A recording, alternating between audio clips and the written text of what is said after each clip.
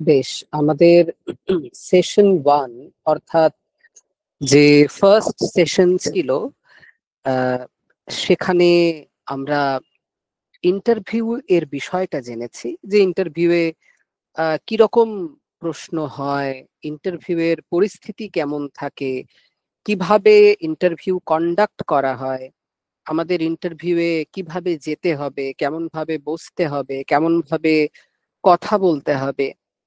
যারা আগের ক্লাস কোনো কারণে জয়েন করতে পারেননি, তারা রেকর্ডিং আমাদের যে ইউটিউব চ্যানেল আছে সেখান থেকে পেয়ে যাবেন।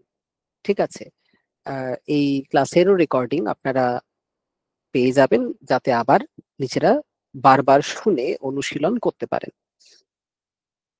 আজকের সেশনটা একেবারেই শুধুমাত্র ডেমনস্ট্রেশনের ওপরে, এবং আমি প্রথমেই বলে নিই যে আপনাকে ইন্টারভিউতে যে ডেমনস্ট্রেশন দিতে দেবে এটা হতেও পারে, নাও হতে পারে। যদি ডেমনস্ট্রেশন দিতে দেয় সেটা সব থেকে ভালো, তাহলে পুরো ইন্টারভিউটা একটা নির্দিষ্ট সরণি বেয়ে যায়, খাপছাড়া হয় না, এবং আপনি আপনার কমফর্টেবল এরিয়া থেকে প্রশ্ন উত্তর করার সুযোগ পান। ফলে যদি ডেমনস্ট্রেশনের সুযোগ দেওয়া হয় জানবেন, তাহলে ওটা ভালো। না হলে র্যান্ডাম যে কোনো জায়গা থেকে প্রশ্ন হবে এবং তাতে আপনার উপকার হতেও পারে, নাও হতে পারে। একটা খুব মজার কথা আছে জানেন তো, যে ইন্টারভিউতে যদি আপনাকে চাকরি দেওয়ার থাকে, তাহলে যে ইন্টারভিউ নিচ্ছে সে জিজ্ঞাসা করবে তোমার বাবার নাম কি। আর যদি চাকরি না দেওয়ার থাকে তাহলে জিজ্ঞাসা করবে বলো তো আমার বাবার নাম কি। তো বিষয়টা হচ্ছে এরকম। এটা মজার জন্য বললাম, আসলে প্রশ্ন কি হবে কেউ জানে না। সেই মুহূর্তে যিনি পরীক্ষক আছেন তার কিরকম প্রশ্ন করা উচিত বলে মনে হবে সেটা তার কাছে। সে জিজ্ঞাসা করতে পারেন যে 1 কেজি মাংসতে কত গ্রাম পেঁয়াজ লাগে, সেটাও জিজ্ঞাসা করতে পারেন। আপনি যদি কথায় কথায় গিয়ে বলেন যে আমি রান্না করতে ভালোবাসি, আমার মাংস রান্না আমার সবচেয়ে বেশি পছন্দের, তখন স্বাভাবিকভাবে সেই রিলেটেডও প্রশ্ন হতে পারে। তো সুতরাং প্রশ্ন ডিপেন্ড করে যে কোন দিকে আলোচনাটা যাচ্ছে। এইবারে মজা হচ্ছে যেটা, যে প্রশ্ন করতে করতে না আর প্রশ্ন অবশিষ্ট থাকে না। মানে যারা ইন্টারভিউ নেন তারা হয়তো অনেক জানেন, কিন্তু আপনি ভাবুন না, যদি 30 জনকে ইন্টারভিউ নিতে হয়, 30টা টপিক ইনস্ট্যান্ট খুঁজে বার করা, 30 5 হলেও 150টা প্রশ্ন করা, মাথা অত কাজ করে না সেই সময়ে। আমি তো নিয়েছি, আমার অভিজ্ঞতা আছে। ধরুন আমি বলছি না আমি বিশাল কিছু জানি, কিন্তু আমি যতটা জানি সেই মুহূর্তে যে আমি পুরোটা আমার মাথায় থাকে তা না।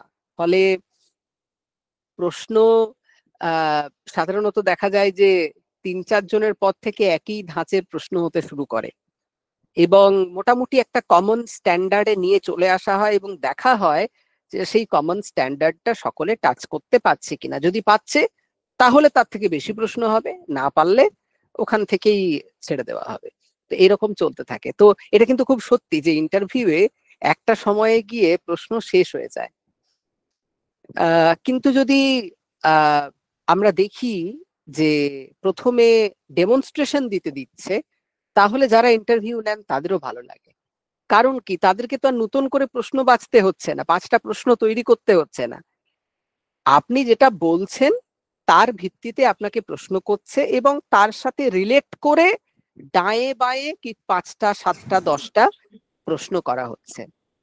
ঠিক আছে, সুতরাং ডেমনস্ট্রেশন যদি দিতে দেয়, সেটা যারা ইন্টারভিউ নিচ্ছেন তাদের জন্য যেমন ভালো, যারা ইন্টারভিউ দিচ্ছে তাদের জন্যও ভালো। একটা একটা কমপ্লিট একটা ইন্টারভিউ হয়। দেখুন, ইন্টারভিউ দিতে যাচ্ছেন, ইন্টারভিউটা খুব ভালো করে ডেমনস্ট্রেশন দিলেন, যে প্রশ্নগুলো জিজ্ঞাসা করলো সেই প্রশ্নগুলোর উত্তর দিলেন, আপনারও একটা না ফিল গুড হয় যে এত দূর থেকে এসেছি, চাকরি হবে না হবে সেসব পরে দেখা যাবে, আমার ইন্টারভিউটা ভালো হয়েছে। ঠিক আছে, এই যে একটা ফিলিং, পজিটিভ ফিলিং, এটা পাওয়াও খুব জরুরি।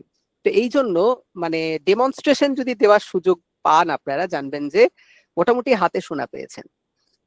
এবারে যেটা বলার সেটা হচ্ছে, এই যে আপনারা ডেমনস্ট্রেশন দেবেন, ডেমনস্ট্রেশনের বিষয় কিভাবে চুজ করবেন, ঠিক আছে? উপস্থাপনার বিষয় এমন একটা বিষয় নেবেন, ঠিক আছে, যে বিষয়ে আলোচনার অবকাশ আছে, ঠিক আছে? গভীর আলোচনা করতে আপনি সমর্থ, যে বিষয়ে প্রথমত আলোচনার অবকাশ আছে এবং যে বিষয়ে গভীর আলোচনা করতে আপনি সমর্থ। এটা আমি কেন বলছি? দেখুন, আপনি একটা বিষয় পড়ে গেলেন, ডেমনস্ট্রেশন দিয়ে দিলেন, ভাবলেন ওখানেই তো গল্প শেষ। না, ওই ডেমনস্ট্রেশনটা ধরে আপনাকে আরো গভীরে আরো গভীরে আরো গভীরে প্রশ্ন হবে। ধরুন আপনি ব্যাকরণ পড়াচ্ছেন, আপনি কর্তুরীপ্সিততমম কর্ম বা সাধকতমম কারণম বা ধ্রুবম অপায়ে অপাদানম বা সমাসের থেকে সমর্থ পদবিধি কোন একটা সূত্র পড়াচ্ছেন। তো আপনি তো জানেন সূত্রটুকু পড়ালেই তো দারুণ হয়ে যাবে, আপনি একদম সূত্র ভালো পড়িয়ে দিয়েছেন। এবারে আপনাকে জিজ্ঞাসা করলো, আচ্ছা এই যে পাণিনীয় ব্যাকরণ আমরা বলি, তো এই ব্যাকরণ শব্দের অর্থ কি, ব্যাকরণ শব্দের ব্যুৎপত্তি কি? আপনি দেখলেন আচ্ছা ঝামেলায় পড়েছি, আমি তো সূত্র পড়ে এসেছি, এটা তো পড়ে আসিনি। তার মানে কি, ব্যাকরণে আপনার একটু গভীরতা থাকতে হবে, ব্যাকরণের বেসিক বিষয়গুলো জানতে হবে। ধরুন আপনি গিয়ে বললেন যে কর্তুরীপ্সিততমম কর্ম, আপনাকে দিয়ে জিজ্ঞাসা করা হলো যে এটা কি ধরনের সূত্র, আপনি বললেন এটা সংজ্ঞা সূত্র। আপনাকে জিজ্ঞাসা করা হলো সংজ্ঞা সূত্র কাকে বলে, আপনি খুঁজে পাচ্ছেন না। তারপরে বলা হচ্ছে ঠিক আছে বলুন তো সূত্র কয় ধরনের হয়, আপনি বললেন 6 ধরনের হয়। আচ্ছা অতিদেশ সূত্র কাকে বলে? মানে দেখুন, আপনি কিন্তু ওটা তৈরি করে আসেননি, আপনি কর্তুরীপ্সিততমম কর্ম তৈরি করে এসেছেন, আপনাকে অতিদেশ সূত্রের লক্ষণ জিজ্ঞাসা করা হচ্ছে, ঠিক আছে? ফলে আমি যেটা বলতে চাইছি, যে বিষয়ে গভীর আলোচনা করতে আপনি সমর্থ, এইরকম একটা এরিয়া চুজ করবেন। সেটা যদি কারক হয় তাহলে কারক, সমাস হলে সমাস, প্রত্যয় হলে প্রত্যয়, অনুবাদ হলে অনুবাদ, সাহিত্য হলে সাহিত্য, ঠিক কিনা? তো আর যে বিষয়ে আলোচনার অবকাশ আছে, আমি নরশব্দরূপ পড়াবো বললে হবে না, কিন্তু ওখানে আলোচনার খুব একটা অবকাশ নেই। না, আমি নরশব্দের প্রত্যেকটা পদের অর্থ বলবো, নরহ মানে একজন মানুষ, নরও মানে দুই, নারাহা মানে মানুষেরা, এরকম বললে হবে না, ওখানে আলোচনার অবকাশ নেই। আপনার যে পরিশীলিত বুদ্ধি আছে, আপনি যে অন্যদের থেকে এগিয়ে আছেন, একটা ক্লাসরুমে গিয়ে আপনি অরিজিনাল কিছু বা অরিজিনাল না হলেও খুব সুন্দরভাবে একটা বিষয় উপস্থাপন করার ক্ষমতা রাখেন, এটা যদি আপনি ওখানে সামনে রাখতে না পারেন, তাহলে তো ডেমনস্ট্রেশনটা আপনার ফরে গেল না। প্রশ্ন উত্তর তো পরে হবে, প্রথমে তো আপনাকে বোঝাতে হবে যে আপনি একটা বিষয়কে খুব সুন্দরভাবে উপস্থাপন করতে সমর্থ, ঠিক কিনা? সুতরাং ডেমনস্ট্রেশনের টপিক বুঝে শুনে চুজ করবেন, ঠিক আছে? তাহলে আহ কোন জায়গা থেকে আপনি চুজ করবেন আমি সেটাও বলে দিচ্ছি। প্রথমত চেষ্টা করবেন একাদশ এবং দ্বাদশ শ্রেণীর পাঠ্যক্রম থেকে বিষয় নিতে, তবে পাঠ্যক্রমের বাইরেও বিষয় নিতে অবশ্যই পারেন। সেক্ষেত্রে চেষ্টা করবেন গ্র্যাজুয়েশন লেভেলের বিষয় নিতে, মানে একেবারে মাস্টার্স লেভেলের বিষয় নিতে যাবেন না, ওগুলো কঠিন হয়ে যাবে। এবং হয়তো আপনাকে বলতে পারে যে এইগুলো কি আপনি স্কুলে গিয়ে পড়াবেন, তখন আপনার অসুবিধা হয়। যেমন ধরুন কারোর ইনস্ক্রিপশন যদি পাঠ্য দেয়, মানে তার ইনস্ক্রিপশন স্পেশাল, সে ওখানে গিয়ে অশোকের শিলালিপি পড়াতে শুরু করলো, তখন হয়তো বলতে পারে যে অশোকের শিলালিপি তো আপনাদের এই লেভেলে নেই, সুতরাং আহ আপনি স্কুলে যেগুলো এরকম একটা বিষয় উপস্থাপন করুন, বলতে পারে, নাও বলতে পারে, বলতেও পারে। সুতরাং চেষ্টা করবেন মোটামুটি একাদশ দ্বাদশ শ্রেণীর সিলেবাসটা দেখবেন, সেই সিলেবাসে কি কি আছে সেগুলো দেখে, আপনি যদি সিলেবাসে দেখলেন যে কিরাতার্জুনিয়ম আছে, তাহলে কিরাতার্জুনিয়মের শ্লোক চুজ করলেন, বা গীতার একাদশ অধ্যায় আছে, একাদশ অধ্যায়ের কোন একটা শ্লোক চুজ করলেন, গীতা সম্পর্কে খুব ভালোভাবে পড়ে গেলেন, একাদশ অধ্যায়ের একটা শ্লোক সুন্দরভাবে ওখানে উপস্থাপন করলেন, তার ব্যাখ্যা করলেন, ঠিক আছে। এছাড়া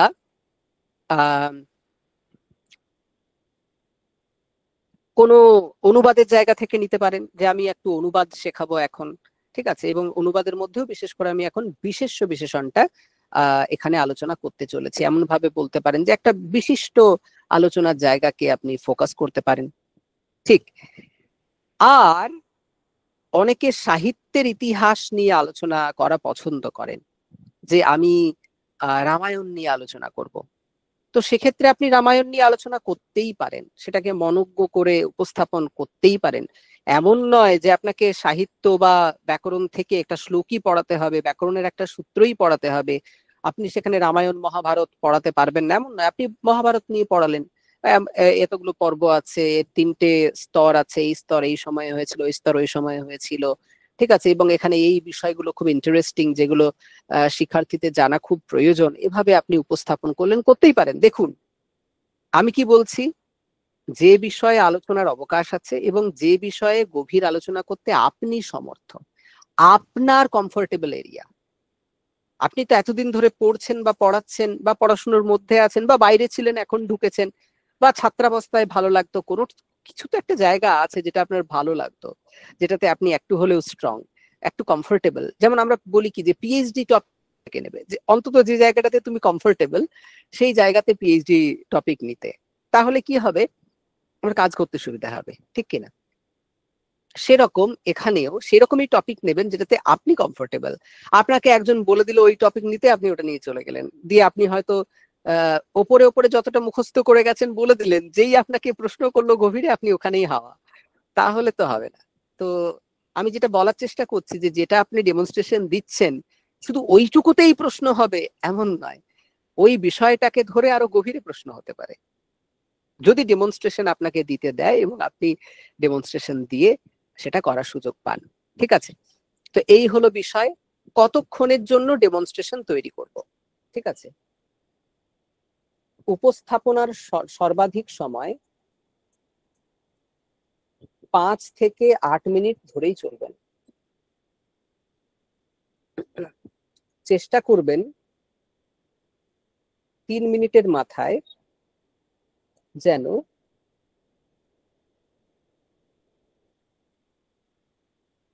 কোনো একটি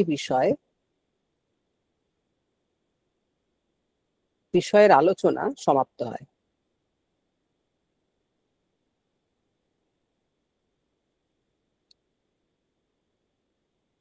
আমি এটা কেন বলছি,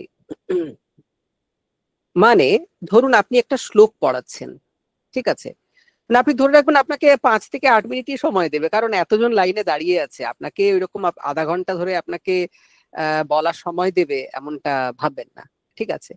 তো 5 মিনিট 8 মিনিট ধরেই চলবেন, আর চেষ্টা করবেন 3 বা 4 মিনিটের মাথায় একটা যেন জাংশন আসে। কেমন বলছি, ধরুন আপনি শ্লোক পড়াচ্ছেন, তাহলে প্রথমে এই শ্লোক কোথা থেকে নেওয়া হয়েছে সেই গ্রন্থ সম্পর্কে সংক্ষেপে বললেন 30 সেকেন্ড থেকে 45 সেকেন্ড।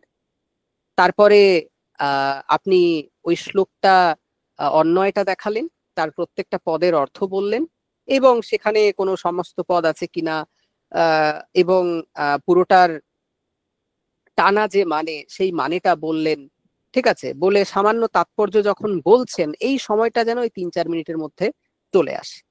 কেন বলছি, যে ওরা থামাবে আপনাকে, আগেও থামাতে পারে, পরেও থামাতে পারে, যদি ওরা আগে থামায় যেন এমন একটা জায়গায় গিয়ে আপনাকে থামায় যেখানে অনেকটা জায়গা আপনি কভার করে গুটিয়ে এনে উপস্থাপন করে ফেলেছেন, তাহলে কি আপনার প্রশ্নোত্তরের জায়গাটা অনেকটা হয়।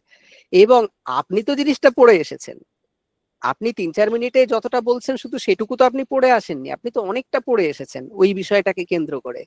3-4 মিনিটের মাথায় যখন আপনি একটা কমপ্লিট পিকচার দিলেন, তারপরে তারা বিভিন্ন দিকে প্রশ্ন করতে শুরু করলো, আপনার সুবিধা হয়ে যায়। না হলে আপনি শুধুমাত্র ভূমিকা, আমি অভিজ্ঞান শকুন্তলম থেকে নাখালু নাখালু বাণা সান্নিপাত্যয়ম আসমিন এটা বলতে এই শ্লোকটি আপনাদের পড়াতে চলেছি। এই যে আহ অভিজ্ঞান শকুন্তলম 7টি অঙ্কের একটি নাটক, এটি মহাকবি কালিদাসের লেখা। এখানে দুষ্যন্ত এবং শকুন্তলার গল্প আছে, এবং এখানে শুরুতে একটা মঙ্গলাচরণ আছে, সেই মঙ্গলাচরণটাকে নান্দি বলা হয়। এটা পত্রাবলী ধরনের নান্দি, এবং এটা শ্রগধরা ছন্দে আছে। এখানে শিবের স্তুতি করা হয়েছে, সেটা হলো এখানে या सृष्टि स्रष्टुराद्या वहति विधियुतम या हविर्या च होत्री ये द्वे कालम विधत्त श्रुति विषय गुणा या स्थिता व्याप्य विश्वम या माहुः सर्वबीज प्रकृतिरित्यया प्राणिनः प्राणवन्तः প্রত্যক্ষাভিপ্রপন্নস্তনুভিরবতু বস্তাভিরষ্টাভিরীশাহ। এবং এখানে এই রকম গভীর অর্থ লুকিয়ে আছে। আপনার 3 মিনিট হয়ে গেল, আপনি কি আলোচনা করতে এসেছিলেন? নাখালু নাখালু বাড়া। আপনার আলোচনা কিন্তু হলো না। আপনি ভাবছেন আমাকে 8 মিনিট, 10 মিনিট, 15 মিনিট, 20 মিনিট, আধা ঘন্টা সময় দেবে, আমি একটা জম্পেস ইন্ট্রোডাকশন করব, তারপরে গিয়ে একটা পরিস্থিতি তৈরি হবে, দিয়ে একটা ধামাকা একটা ডেমনস্ট্রেশন দেবো। আপনার ধামাকা করার আগে, আগুন দেওয়ার আগেই ওখানে জল ঢেলে দেবে। দেখবে যে আরে এ তো বিষয়েই আসছে না, ঠিক আছে ঠিক আছে, তোমাকে বলার দরকার নেই, বলো। নাখালু নাখালু বা না হয়, এখানে বটা বর্গীয় ব না অন্তস্থ ব। ঠিক আছে, শুনে চকমকিয়ে গেলেন না তো? এরকমও প্রশ্ন হবে, কিন্তু ভাববেন না যে সব সময় হাই লেভেলের প্রশ্ন হবে, একদম বেসিক প্রশ্ন হতে পারে। ঠিক আছে, তো যাই হোক, তো এটা হচ্ছে বিষয়। তো মূলত চেষ্টা করবেন 3 মিনিট 4 মিনিটের মাথায় যেন বিষয়টা অন্তত গভীরে ঢোকার আগে একটা যেন ওভারভিউ কমপ্লিট ওর মধ্যে আপনি করতে পারেন। তারপরে আপনি তাৎপর্যে ঢুকুন। সেখানে আপনাকে যদি সময় দেয় আপনি আলোচনা করবেন, যতক্ষণ সময় দেবে ততক্ষণ আলোচনা করবেন। কিন্তু আপনি ততক্ষণে একটা জিনিস বুঝে গেছেন যে এই যে বিষয়টা, এই বিষয়টার অন্তত একটা পোর্শন আমি কমপ্লিট করেছি, শুধুমাত্র ইন্ট্রোডাকশন দিতে দিতে আমি সময়টাকে পার করে দিইনি। এটা কিন্তু খুব ইম্পর্টেন্ট। আপনারা বিষয় উপস্থাপনা মানে ভাবেন যে আমি যেটা তৈরি করছি একদম সুন্দর করে তৈরি করে নিয়ে যাব, হ্যাঁ, দিয়ে আমি বলবো বলবো, বলতেই থাকবো বলতেই থাকবো। সূর্য উঠছে, সূর্য মধ্য গগনে চলে গেল, চা এলো, জল এলো, বিস্কিট এলো, আমি বলেই চলেছি বলেই চলেছি। ওসব স্বপ্নে ওসব ভাববেনই না। 10 মিনিট সময় পাবেন, 10 থেকে 15 মিনিট, কি এত সময় দেবে আপনাকে? ঠিক আছে, তো এই জন্য এই ট্রিকটা নেবেন। 3 থেকে 4 মিনিটের মাথায় যেন একটু গোছানো একটা জিনিস তার মধ্যে কমপ্লিট হয়, এবং তারপরে আপনি পরের স্টেজটাতে, যেটা গিয়ে আরো গভীরে আলোচনা আপনি যাচ্ছেন, সেটা আপনি করতে শুরু করবেন। যত যাবে ওরা যেন অ্যামেজড হতে থাকে যে হ্যাঁ আপনি গভীরে যাচ্ছেন। আর ওই ভাঙা ভাঙা বাক্য বলবেন না, আধো আধো কথা, শিশুদের মতো।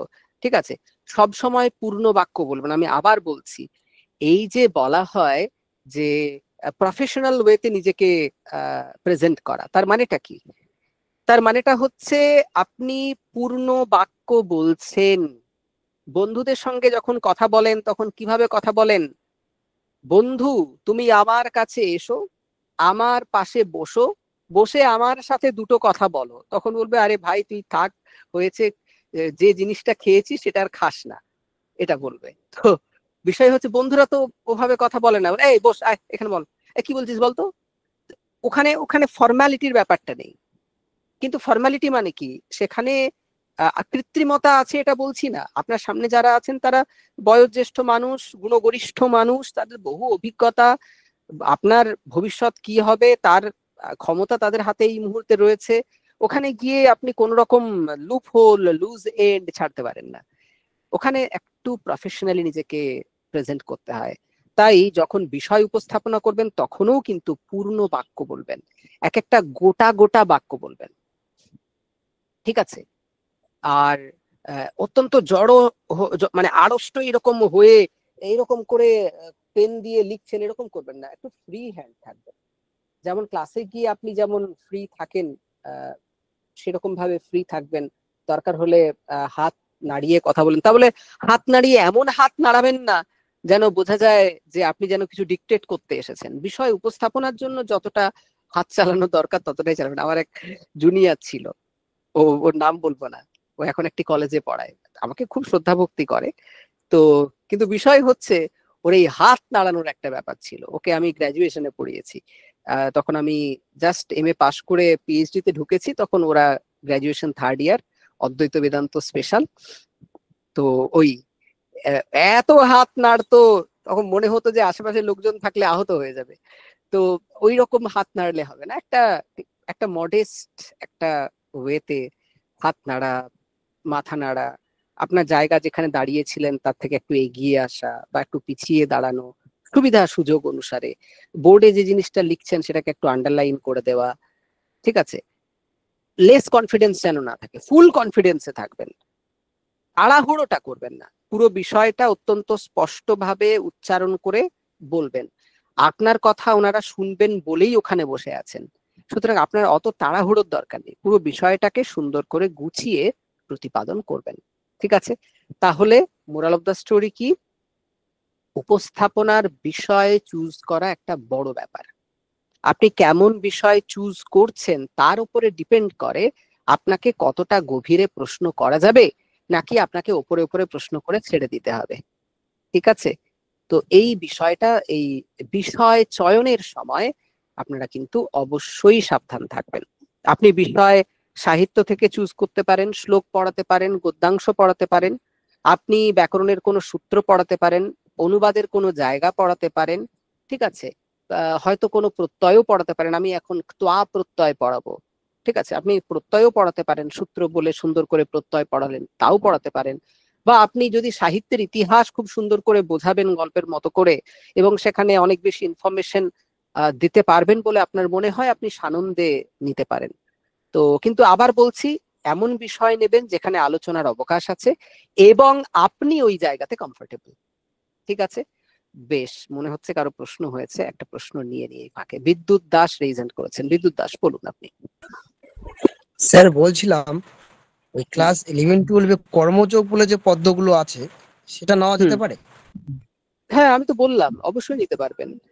গীতাতে যখন যাবেন অবশ্যই সেখানে যেমন সাহিত্য ব্যাকরণের জায়গা আছে, সেখানে একটা দর্শনেরও জায়গা আছে, সেই ফিলসফিক্যাল জায়গাটাও কিন্তু জেনে যেতে হবে। ফলে সেখানে অবশ্যই কিন্তু সাংকর ভাষ্যটা একটু দেখে যাবেন, যে শঙ্করাচার্য ওখানে আরো দার্শনিক কোন কোন বিষয় আলোচনা করেছেন। বিদ্যুৎ বাবু, বোঝা যাচ্ছে? বেশ, তন্ময় দে, তন্ময় বাবু বলুন, আপনার কথা যে শুনতে পাচ্ছি না। হ্যাঁ স্যার। বলুন। স্যার বলছি ওই বর্গীয় ব আর অন্তস্থ ও একটু পার্থক্যটা বলবেন, এটা নিয়ে কোথায় আমার হয়? হ্যাঁ, আপনি গ্রুপে লিখে দেবেন, আমি আমার একটা ক্লাস পাঠিয়ে দেবো, সেখানে অন্তস্থ ব বর্গীয় ব কোথায় হয় এবং একটা স্টাডি মেটেরিয়ালও পাঠিয়ে দেবো, আপনি দেখলেই বুঝতে পারবেন। এগুলো আমি সব করে রেখেছি আপনাদের জন্য, আপনাদের সাথে পরিচয় বড় দেরিতে হচ্ছে, কিন্তু এই সব কাজ আমি আপনাদের জন্য বহু আগে করে রেখেছি, ঠিক আছে? আমাকে একটু গ্রুপে লিখে ধন্যবাদ। দেবেন, আমি দিয়ে দেবো। হ্যাঁ, প্রিয়াঙ্কা আচার্য পণ্ডিত, বলুন। হ্যাঁ স্যার, বলছিলাম কি যে ডেমনস্ট্রেশন আর ইন্টারভিউ তো একই রুমে হবে, এটা কি একই আলাদা রুমে আলাদা রুমে হবে? না, যারা ইন্টারভিউ নিচ্ছেন তারাই ডেমনস্ট্রেশন ইন্টারভিউ এর পার্ট, যে আপনি একটা বিষয়কে কেমন পড়ান সেটা ওনারা একটু আপনার কাছে জেনে নেবেন, ঠিক আছে? সুতরাং আপনি ভাববেন না যে অন্য একটা জায়গায় ডেমনস্ট্রেশন দিয়ে তারপরে ইন্টারভিউ আসবেন, ইন্টারভিউ এর মধ্যেই ডেমনস্ট্রেশন থাকবে। প্রিয়াঙ্কা ম্যাডাম, বোঝা যাচ্ছে? হ্যাঁ স্যার, ধন্যবাদ। হ্যাঁ, শর্মিলা, বলো শর্মিলা। স্যার বলছি আমাদের তো ডেমনস্ট্রেশন দিতেই হবে, কারণ আমাদের 10 ডেমনস্ট্রেশনে আর 10 ইন্টারভিউতে আছে। ব্যাস ব্যাস, স্যার ডেমনস্ট্রেশন স্যার থাকলে। সেহেতু দেখুন, স্যার আমার বক্তব্যটা একটু শুনে নিন না। বলছি স্যার আমরা তো সবাই চুজ করব কোনো না কোনো বিষয়, 11-12 পাঠ্য ধরেই স্যার চুজ করাটা উচিত। তো আপনি স্যার আমার যেটা মানে অনুরোধ আপনার কাছে, ধরুন কারকটা যে আছে সেখান থেকে কতটা গভীরে ঢুকতে পারে আর কি কি ধরনের প্রশ্ন হতে পারে, এরকম আপনি ক্লাস ধরে ধরে একটু করিয়ে দিন না স্যার। দেখুন, বিষয়টা হচ্ছে আপনি কোন টপিক নিচ্ছেন তার উপরে হচ্ছে, ঠিক আছে? আপনি টপিকটা, আমি কি বললাম যে আপনারা আগে বিষয়গুলো বুঝে নিন, নিজেরা নিজেদের ডেমনস্ট্রেশন তৈরি করে আমার সাথে আলোচনা করুন, ঠিক আছে? তখন আমি আপনাকে বলবো যে কতটা গভীরে প্রশ্ন হতে পারে, কারণ আপনি কোন বিষয় নিচ্ছেন এবং কিভাবে উপস্থাপনা করছেন তার উপরে ডিপেন্ড করে কতটা গভীরে ঢোকা সম্ভব বা আপনাকে কতটা গভীরে জিজ্ঞাসা করা হবে, ঠিক আছে? শর্মিলা, বোঝা যাচ্ছে?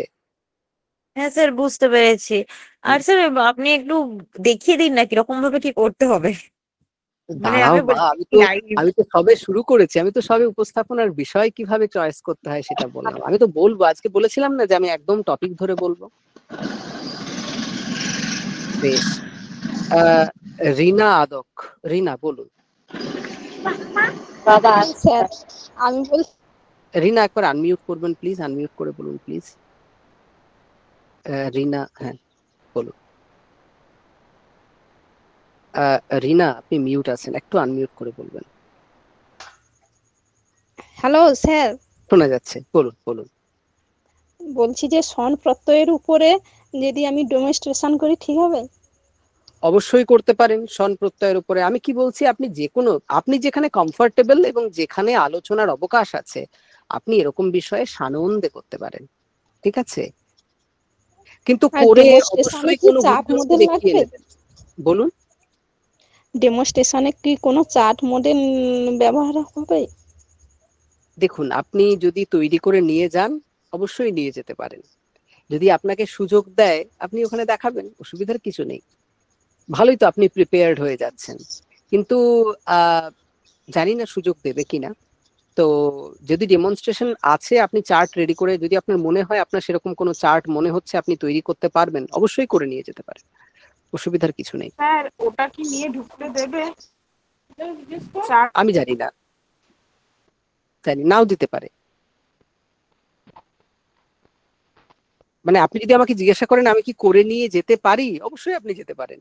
যদি সুযোগ পান তখন উপস্থাপন করবেন, কিন্তু আপনাকে নিয়ে ঢুকতে দেবে কিনা আমি বলতে পারবো না, সেটা ওখানে গিয়ে আপনাকে বুঝতে হবে। বেশ, অর্পিতা বিশ্বাস, অর্পিতা বলুন। স্যার নমস্কার স্যার। স্যার আমরা কি একেবারে বিষয়তে হ্যাঁ, ঢুকবো নমস্কার। নাকি আগে কিছু একটু বলে নিয়ে তারপরে যে এইটা বলে তাহলে আমরা আজকে অতএব এই বিষয়টা পড়বো এইভাবে ঢুকবো, না একবারে বলবো আজকে আমি এইটা পড়াবো? লোকের অত সময় নেই কারো, ঠিক আছে? ওখানে অন্য আলাপ করার মতো সময় কারো কাছে নেই। আপনি অন্য কিছু বলতে শুরু করুন, ওনারাই বলে দেবেন যে আপনি বিষয়টা প্রতিপাদন করুন, ঠিক আছে? আচ্ছা, অত ভূমিকা করার দরকার নেই, আপনি একদম বিষয়ে যান, এরকম করেই বলে দেয়। যারা ইন্টারভিউ দিয়েছে বা ডেমনস্ট্রেশন দিয়েছে তারা জানে। এই আগে এগুলো আমরা খুব দেখতাম। তো যাই হোক, তো আপনি একটা প্রথমে ভূমিকা বলবেন যে আপনি যদি অভিজ্ঞান শকুন্তলমের শ্লোক পড়াচ্ছেন, আপনি বলবেন আমি আজকে অভিজ্ঞান শকুন্তলমের একটি শ্লোক এখন পড়াতে চলেছি। তারপরে আপনি অভিজ্ঞান শকুন্তলমের ছোট্ট একটা ভূমিকা করে শ্লোকটা কোন অঙ্কে আছে বলে, সেই শ্লোক কে বলছে বলে, তারপরে শ্লোকটা ধরে ধরে অন্বয় করলেন, অন্বয় তারপর প্রত্যেকটা পদের অর্থ বললেন, সেখানে যদি কোনো পদে সমাস প্রত্যয় ইত্যাদি আছে সেগুলো বললেন, তারপরে টানা মানেটা বললেন, এবং তারপরে সেখানে যে অলংকার আছে, ছন্দ আছে, সাহিত্যিক আলোচনা আছে, সেগুলো আপনি আস্তে আস্তে বললেন। কিন্তু প্রথমে একটা ছোট ভূমিকা করতে হয়, না হলে হঠাৎ করে আমি আমি না একটা শ্লোক পড়াবো, নখালু নখালু বানা, ন মানে না, খলু মানে খলু, এরকম করে তো হয় না। আপনি তো সেই মাহলটা তৈরি করতে পারলেন না, ঠিক কিনা? হ্যাঁ স্যার বুঝেছি। হ্যাঁ, দেবাশিস ঘড়া, দেবাশিস বলুন।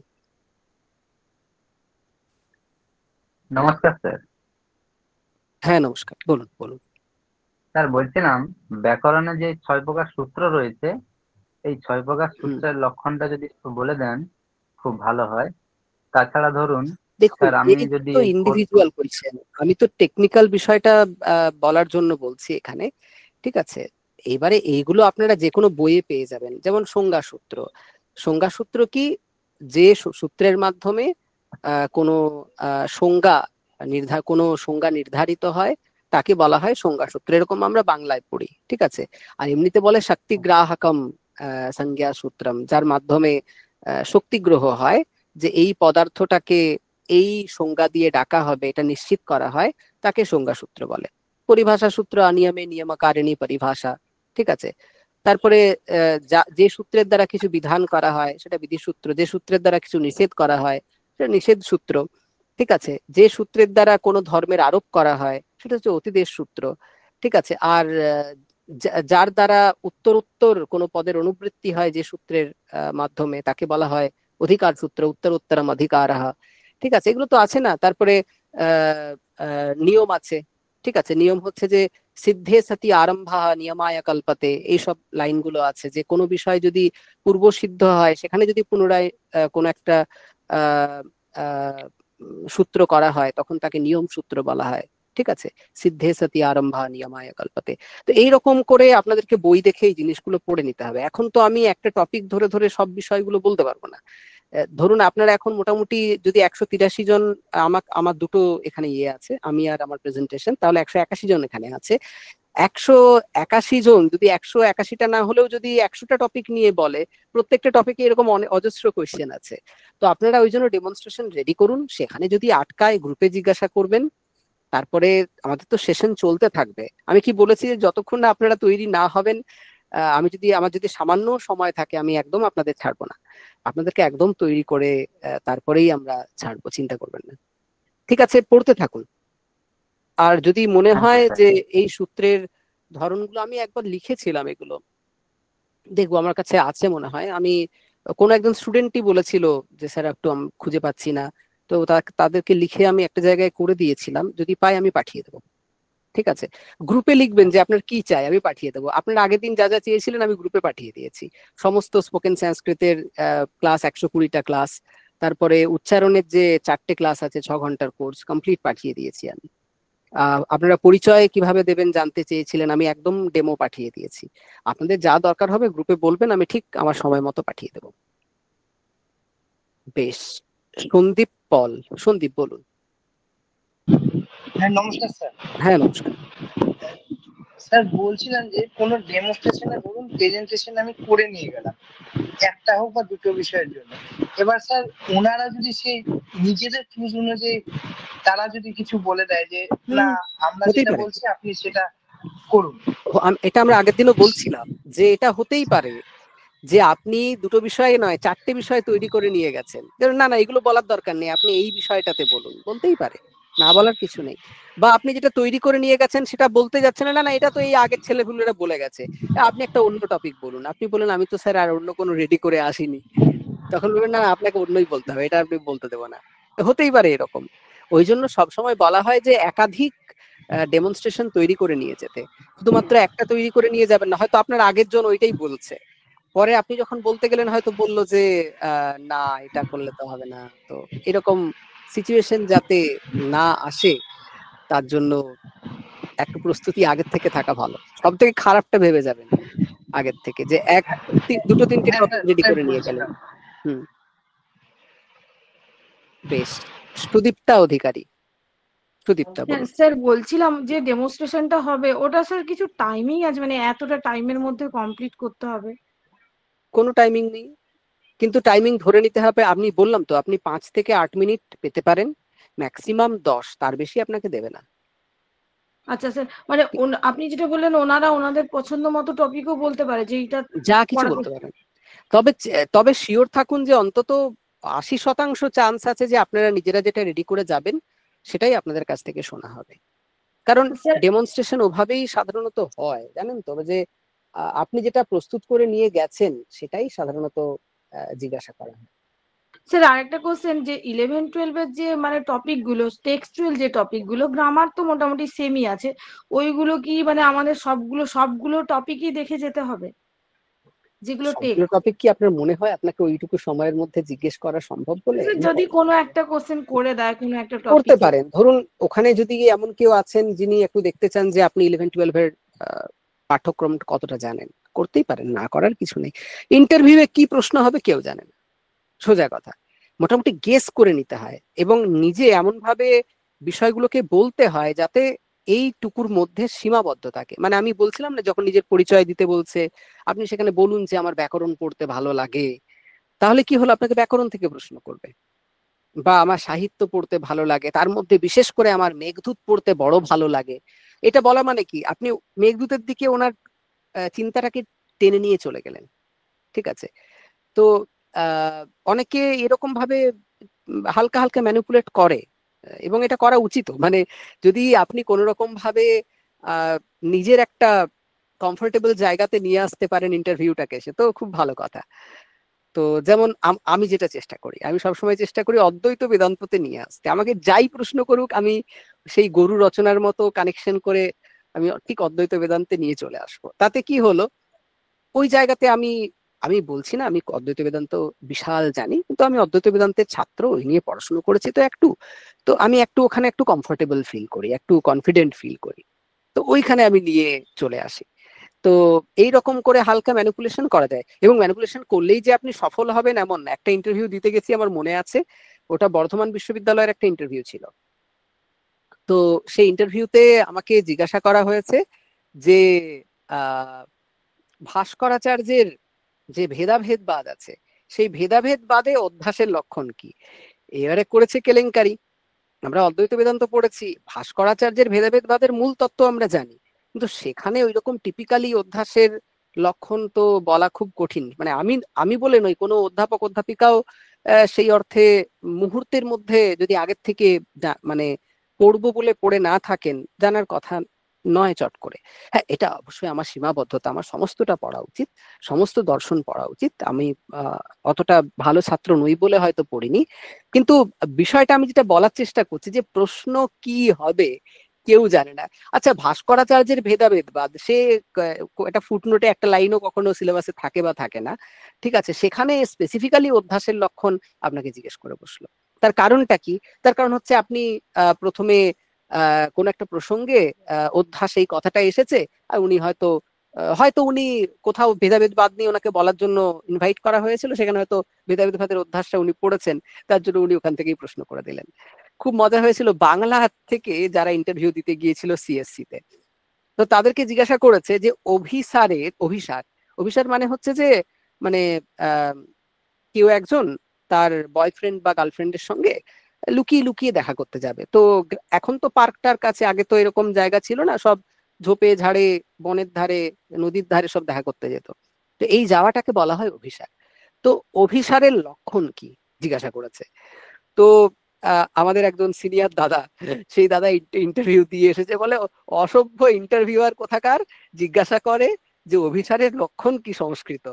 আমরা কি সংস্কৃত নিয়ে পড়াশোনা করেছি? তোরা পড়াশোনা করেছিস, বল দেখি তোরা অভিসারের লক্ষণ কি হলো, আমিও তো জানি না।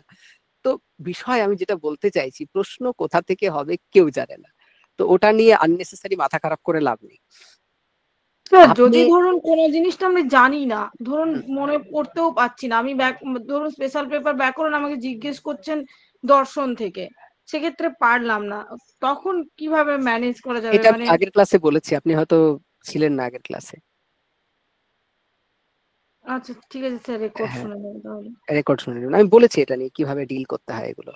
ঠিক আছে, আমি যেটা বলতে চাইছি যে মাথা একরকম ওই রকম করে ব্লক করে নিয়ে যাবেন না যে আপনি ব্যাকরণের প্রিপারেশন করে যাচ্ছেন মানে আপনাকে ব্যাকরণ নিয়েই জিজ্ঞাসা করবে। আপনার স্পেশাল পেপার আপনাকে জিজ্ঞাসা নাই করতে পারে, যে আপনার স্পেশাল পেপার কি ছিল এটা জিজ্ঞাসা নাই করতে পারে, করতেও পারে। সেটা জিজ্ঞাসা করে, ও আপনি তো এটা স্পেশাল পেপার পড়েছেন, অন্য বিষয় থেকে প্রশ্ন করতে পারে। সুতরাং এত ভাববেন না, সুন্দর করে প্রিপারেশন নিয়ে যান। ইন্টারভিউ মানে আপনি এই 4 দিনে যেটা পড়বেন তার উপরেই আপনাকে প্রশ্ন করা হবে এমনটা নয়। আপনি এতকাল ধরে তো অনেক কিছু পড়েছেন, সেখান থেকেও অনেক কিছু সুযোগ পাবেন। তবে ভাষার জায়গাটা, অনুবাদের জায়গাটা একটু শক্তপোক্ত থাকলে ভালো হয়, জানেন তো। মানে হঠাৎ করে আপনাকে বললো এই বাক্যটা একটু অনুবাদ করে বোর্ডে লিখুন তো, এবং আপনি বলতে পারলেন না, ওটা কিন্তু ডিসক্রেডিট। কারণ একটা সাধারণ বাক্য আপনি অনুবাদ করতে পাচ্ছেন না, এটা যদি হয় সেটা কিন্তু একটু ডিসক্রেডিট হয়ে যায়। তো ওই জন্য একটু চেষ্টা করবেন যে একটু অনুবাদ একটু দেখে টেখে যাওয়ার, নিয়ম টিয়ম গুলো একটু দেখে টেখে যেতে। ঠিক আছে, তো ভয়ের কিছু নেই, চিন্তারও কিছু নেই। আর মূলত যেটা বলার, যেটা বললাম যে একাধিক বিষয় নিয়ে যাবেন। একটা হয়তো সাহিত্যের ইতিহাস থেকে তৈরি করলেন, একটা হয়তো শ্লোক পড়ানো তৈরি করলেন, একটা হয়তো ব্যাকরণের থেকে তৈরি করলেন সূত্র, একটা হয়তো তৈরি করলেন অনুবাদ। ঠিক আছে, বলে স্যার এত তৈরি করা যায় নাকি এত কম সময়ের মধ্যে? অবশ্যই করতে হবে। ঠিক আছে, আমি তো বলছি না সবগুলোই একদম এ গ্রেড করে নিয়ে যান, দুটো অন্তত বেস্ট তৈরি করে নিয়ে যান, আর বাকি দুটো হাতের পাঁচ করে নিয়ে যান। বাই চান্স যদি এই দুটো ক্যান্সেল করে দেয়, স্টিল যেন আপনার এরিয়ার মধ্যে থাকে। ঠিক আছে, বলো না এটা নয় এটা বলুন, না এটা নয় এটা বলুন, এইরকম করে যদি করে কখনো, যাতে আপনাকে চট করে একটা একটা আনকমফোর্টেবল জায়গাতে ফেলে দিতে না পারে। ঠিক কিনা? বেশ, দেবশ্রী মণ্ডল বলুন। নমস্কার স্যার। নমস্কার। হ্যালো। হ্যাঁ হ্যাঁ, স্যার, শোনা আমার যাচ্ছে একটা দেবশ্রী। কোশ্চেন আছে। হ্যাঁ স্যার, কয়েকটা কোশ্চেন আছে যে আমরা যে মানে কোনো বই কি আমাদেরকে টেক্সট যেগুলো হয় আর কি এরকম কিছু পড়তে দিতে পারে ওখানে, যে সংস্কৃত টেক্সট? দিতে পারে, অবশ্যই দিতে পারে, যে আপনি কেমন সুন্দরভাবে পড়তে পারেন। আপনি আমাদের যে গ্রুপটা আছে, গত ক্লাসেই আমাকে জিজ্ঞাসা করেছিলেন যে উচ্চারণের ব্যাপারে, আমি কিন্তু ওখানে কিছু ক্লাসেস দিয়েছি। আপনারা যদি চান ওই ক্লাসগুলো যদি করে নেন, তাহলে ওই পাঠের আচ্ছা জায়গাটা কিন্তু সঠিক উচ্চারণের জায়গাটা ঠিক হয়ে যাবে। ঠিক আছে স্যার। আর স্যার আমার হুম দ্বিতীয় কোশ্চেন, যেটা বলছেন যে হুম। অভিজ্ঞান শকুন্তলা মানে কোনো একটা শ্লোক, ওই নখলু নখলু বানো, এইরকম শ্লোকগুলো আমাকে তো ওখানে বই দেওয়া হবে না, আমাকে তখন মুখস্থ করেই ওটা মানে এ করতে মুখস্থ, হবে ওখানে, একদম তাই তো? মুখস্থ। আর সবচেয়ে বড় যেটা কথা, ওখানে বোর্ডে যখন কোনো শ্লোক লিখতে দেবে ওখানে ভুল বানান লিখবেন না। বাড়িতে 50 বার লিখে লিখে প্র্যাকটিস করে যাবেন। ওখানে যদি ভুল আচ্ছা বানান লেখেন, বিশ্বাস করুন ওখানেই আপনার নাম্বার কমে যাবে। আপনি শ্লোক পড়ছে উচ্চারণ করলেন, দিয়ে বোর্ডে গিয়ে একদম মানে ছড়িয়ে ছিটিয়ে যাচ্ছে তাই করবেন না এরকম। আগে থেকে প্রিপারেশন নিয়ে যাবেন, ঠিক শ্লোকটাকে বারবার লিখে ঠিক আছে। সুন্দরভাবে অভ্যাস করে নিয়ে যাবেন। ঠিক আছে? কারণ এগুলো আমার আচ্ছা অভিজ্ঞতা আছে।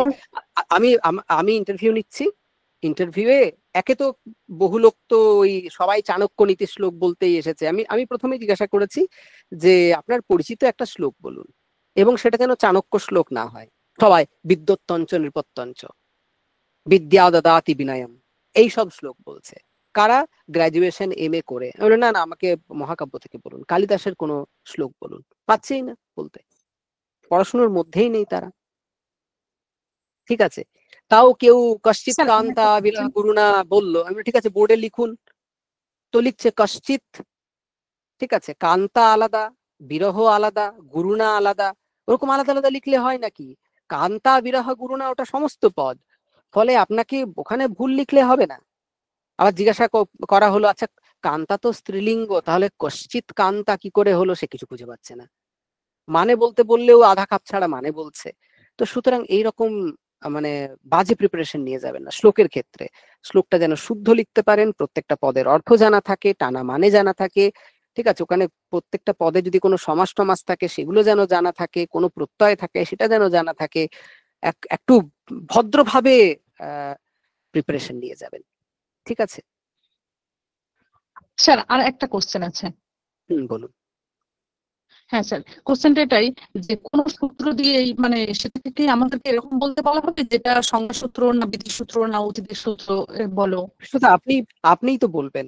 হ্যাঁ, আপনি যখন ডেমনস্ট্রেশন দিতে যাবেন তখন তো আপনি বলবেন সূত্রটা বলার সময়। এইবারে সেই সূত্র বলতে গিয়ে আপনি নিশ্চয়ই একাধিক সূত্র নিয়ে আসবেন, যে এটা সূত্র ওটা সূত্র। তখন আপনাকে জিজ্ঞাসা করতেই পারে যে আচ্ছা বলুন তো ওই সূত্রটা কি ধরনের সূত্র। এই জন্য দেখুন আমার প্রথম পয়েন্ট আচ্ছা কি ছিল, যে বিষয়ে আলোচনার অবকাশ আছে এবং যে বিষয়ে গভীর আলোচনা করতে আপনি সমর্থ সেরকম বিষয়ে কিন্তু আপনি ডেমনস্ট্রেশনের টপিক হিসেবে নেবেন। ঠিক আছে? ঠিক আছে, ধন্যবাদ স্যার। নমস্কার। সাইজুল বলো, শেখ সাইজুল। Hello sir. বল বল। বলছি স্যার, ওই আমি যেহেতু কাব্যের স্টুডেন্ট, সাহিত্যের পার্টটা না ব্যাকরণ পার্টটা আপনি কোনটা অগ্রাধিকার দেন মানে ডেমনস্ট্রেশন হিসেবে একটু যদি বলতেন। আপনি যেখানেই পড়াতে যান, আপনি সাহিত্য পড়াতে গেলেও সেই ব্যাকরণ থেকেই প্রশ্ন হবে। আপনি তো পড়াবেন শ্লোক, তো শ্লোকে কি জিজ্ঞাসা করা হবে আপনাকে? এই বাক্যটা এরকম কেন হলো, এটা বাচ্য পরিবর্তন করুন, এখানে কি প্রত্যয় আছে, এখানে কি সমাস আছে।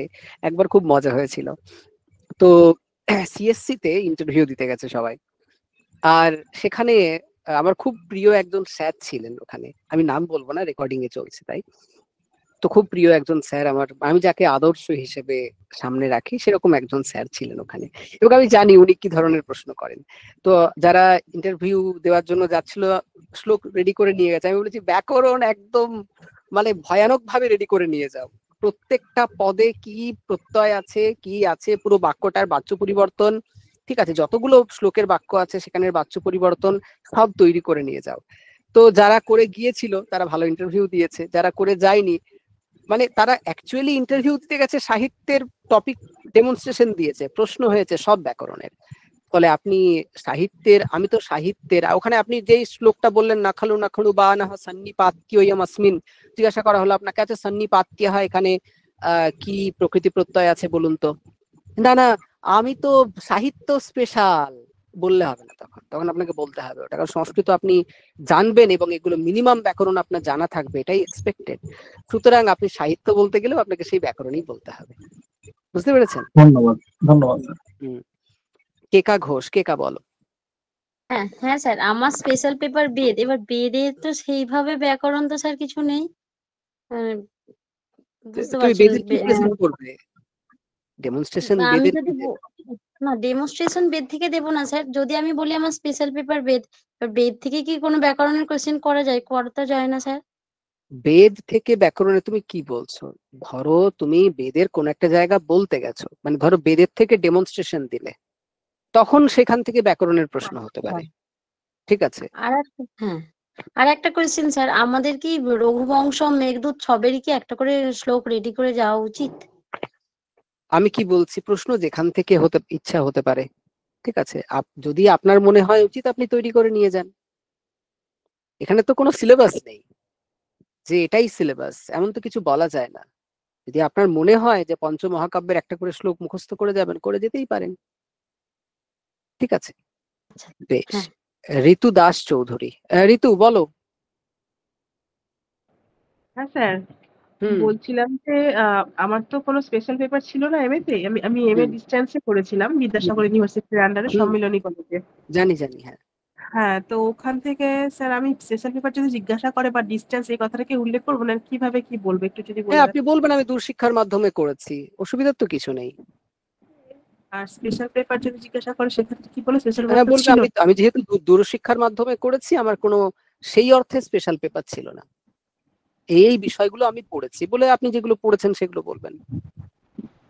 আচ্ছা, তাহলে ওই এমএ সিলেবাসটা আমাকে একটু দেখে যেতে হবে, তাই তো? অবশ্যই গ্রাজুয়েশনের সিলেবাস কি পড়েছেন, এমএস সিলেবাসে কি কি পড়েছেন অবশ্যই দেখে যাবেন। একটা ঠিক সেলফ আছে। অ্যাওয়ারনেস থাকতে হবে না যে কি পড়েছেন আপনি। বেশ। হ্যাঁ, বিদ্যুৎ দাস, প্রিয়াঙ্কা আচার্য পণ্ডিত, আপনারা একটু মেসেজে প্রশ্নগুলো লিখুন। ঠিক আছে, বলছি বুক নিয়ে যাওয়া যাবে এবং সেই বুক থেকে পড়ানো না, বই নিয়ে পারমিট করা হয় না। বই ওখানে আপনি পাবেন না, আপনাকে বই দেওয়া হবে না। টুম্পা হালদার লিখেছেন পূর্ব জ্ঞান কিছু দিতে হবে, মানে যে বিষয়টা পড়াবো। হ্যাঁ, আমি যেটা ইন্ট্রো একটা দিতে হয় সেটা বললাম। স্যার ওখানে কি নির্দিষ্ট টপিক বলে দেবে? হ্যাঁ, দিতে পারে, যে আপনি এই টপিকেই বলুন, এটাও বলে দিতে পারে। সাধারণত বলে না, কিন্তু যদি চায় বলতে পারে। বেশ, এবারে যাব আমরা একদম টপিকে।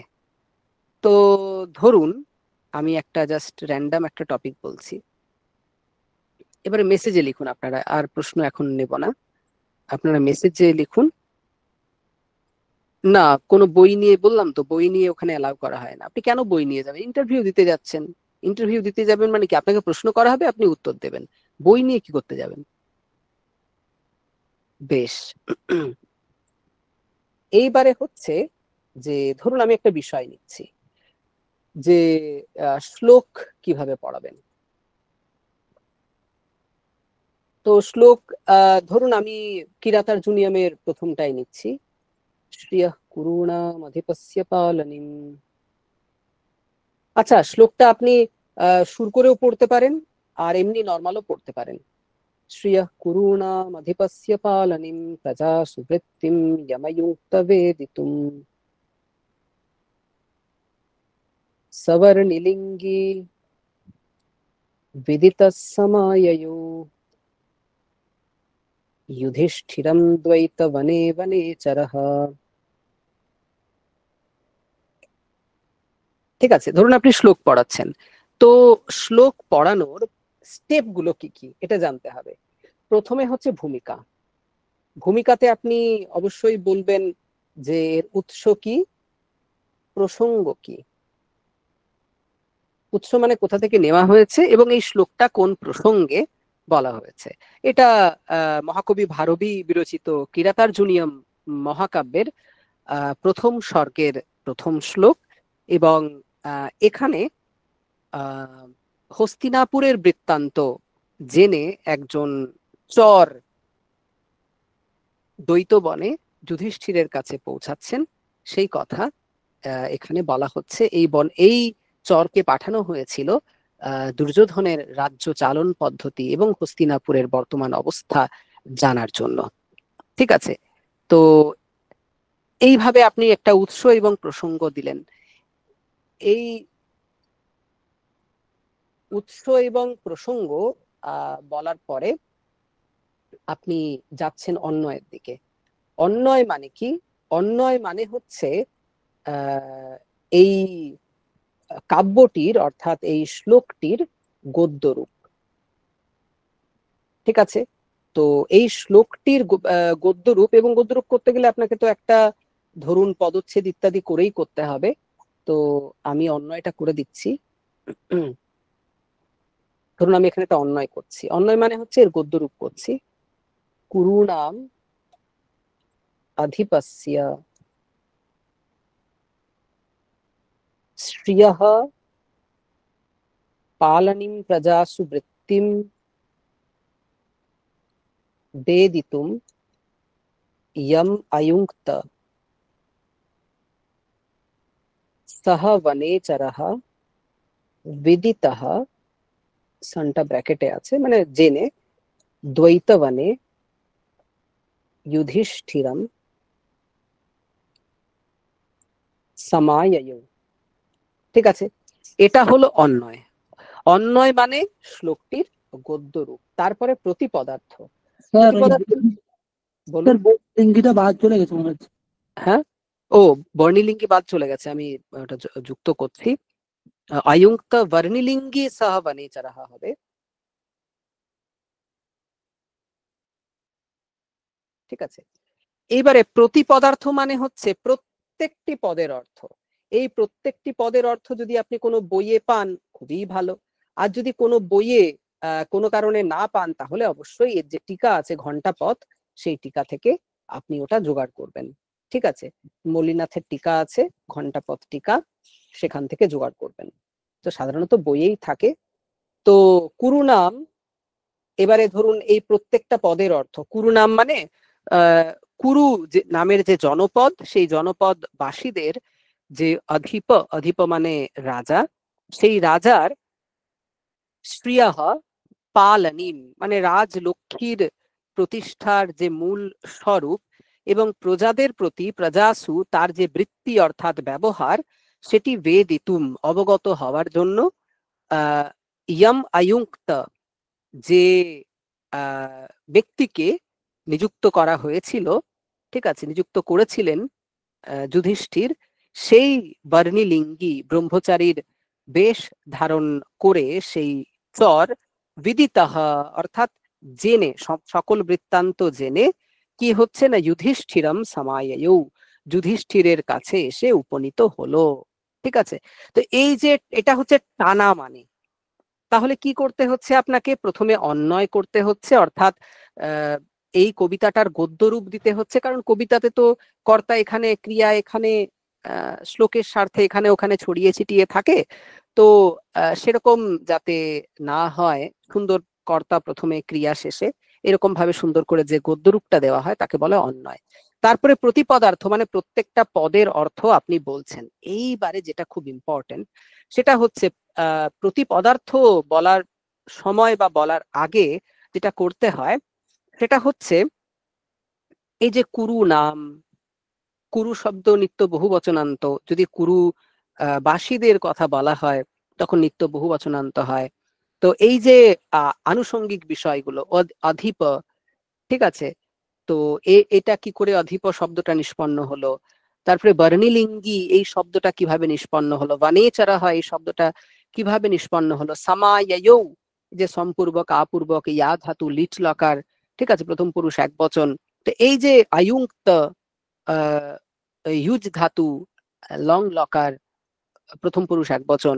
তো এইরকম যে বিষয়গুলো, যেটা ব্যাকরণের বিষয়গুলো, সেগুলোও কিন্তু আপনাদের এই প্রতিপদার্থ বলার সময় বলতে হবে। ঠিক আছে, এবং প্রতিপদার্থ যখন আপনার বলা হয়ে গেল তখন আপনি যেটা শ্লোকার্থ বা টানা মানে আমরা যেটা বলি, সেই শ্লোকার্থ আপনি বলবেন। প্রতিপদার্থ মানে কুরু নাম, এই শব্দের অর্থ হচ্ছে কুরু জনপদবাসীদের, এবং এরকম কুরু জনপদবাসীদের যখন বোঝানো হয় তখন নিত্য বহুবচনান্ত হয়। অধিপ শব্দের অর্থ হচ্ছে রাজা, অধিপূর্বক পা ধাতু কৃত প্রত্যয় বা যে প্রত্যয় আছে আপনি সেটা বললেন দিয়ে অধিপ শব্দের অর্থ হচ্ছে রাজা। এরকম করে শ্রিয়ঃ, শ্রী মানে লক্ষ্মী, এখানে শ্রী শব্দের ষষ্ঠী এক বচন আছে, শ্রিয়ঃ। এই যে এরকম করে করে আপনি বলছেন, এটা হচ্ছে প্রতিপদার্থ। সেখানে ব্যাকরণের বিষয় যদি থাকে এনে সেখানে মানে করতে হবে। এটা যখন পুরোটা হয়ে গেল তারপরে শ্লোকার্থ, সম্পূর্ণ শ্লোকের অর্থ আপনি বললেন, এবং এই শ্লোকার্থের পরে কিন্তু সাহিত্যিক আলোচনা হবে। সেই সাহিত্যিক আলোচনাতে আপনি এসে বলবেন যে এখানে মঙ্গলাচরণ করা হয়েছে শ্রিয়ঃ এই পদটির দ্বারা। এখানে যদিও কোনো মঙ্গলাচরণ শ্লোক নেই, কিন্তু শ্রী বা লক্ষ্মী বাচক এই যে শ্রী শব্দ, এটি কিন্তু মঙ্গল বাচক। এবং আমরা জানি যে যখনই কোনো গ্রন্থ আরম্ভ করা হয় সেখানে মঙ্গলাচরণ করা হয় নির্বিঘ্নে গ্রন্থ পরিসমাপ্তির জন্য। ঠিক আছে, এবং এখানে বংশস্থ বিল ছন্দ আছে, তার লক্ষণ হচ্ছে জাতৌতু বংশস্থ বদন্তি বংশস্থ বিলম জাতৌ জারৌ, এটা হচ্ছে ছন্দমঞ্জুরির লক্ষণ। আর বৃত্তরত্ন করে আছে জাতৌতু বংশস্থ মুদীরিতম জারৌ, যেটা যে গ্রন্থ আপনারা পড়েছেন সেই গ্রন্থ থেকে আপনারা লক্ষণ বললেন। ঠিক আছে, এবং এখানে যদি কোনো অলংকার হয়ে থাকে, ঠিক আছে, সেই অলংকারও আপনি সেখানে বললেন। এবং দেখুন, অলংকার অর্থালঙ্কার যদি কিছু খুঁজে না পান, জানবেন শব্দালঙ্কার অনুপ্রাস যমক কিছু না কিছু একটা তো পেয়েই যাবেন। তো সেই জন্য একটু দেখে নেবেন আপনারা যে এখানে কি কি ধরনের অলংকার আছে, আর যদি অলংকার থাকে তো সেই অলংকার এখানে কেন হয়েছে সেটাও কিন্তু আপনাদের বলতে হবে। ঠিক আছে, তো এই হলো বিষয়। তো এইরকম ভাবে যখন একটা শ্লোক পড়াবেন আপনাদেরকে এরকম ভাবে গভীর ভাবে শ্লোকের আলোচনা করতে হবে, কিন্তু খাপ ছাড়া আলোচনা করবেন না, সবকিছুরই একটা পদ্ধতি আছে। তো এই জন্য প্রথমে আপনারা একটা ভূমিকা বললেন, ভূমিকার পরে আপনারা অন্বয় করলেন, অন্বয়ের পরে প্রতিপদার্থ, প্রতিপদার্থ বলার সময় ব্যাকরণের গভীর জায়গাগুলো বললেন, তারপরে শ্লোকার্থ বললেন, সম্পূর্ণ শ্লোকের টানা মানে যেটা হয় সেটা সুন্দর করে প্রতিপাদন করলেন, এবং তারপরে আনুষঙ্গিক যত সাহিত্যিক আলোচনা আছে, ঠিক আছে, সেখানে অলংকার কি আছে, ছন্দ কি আছে, এখানে কোন কোন বিষয় বীজ আকারে বলা হয়েছে, সেগুলো কিন্তু আপনি এখানে সুন্দরভাবে নির্দেশ করছেন। ঠিক আছে, তাহলে শ্লোক পড়ানোর এরকম একটা পদ্ধতি আছে, এই পদ্ধতিটা ধরেই কিন্তু আপনারা পড়াবেন। তাহলে কি হবে, একটু গুছিয়ে পুরোটা বলা হবে, না হলে ছড়িয়ে ছিটিয়ে হয়ে যাবে। ঠিক আছে, এইবারে হচ্ছে সূত্র কিভাবে পড়াবেন।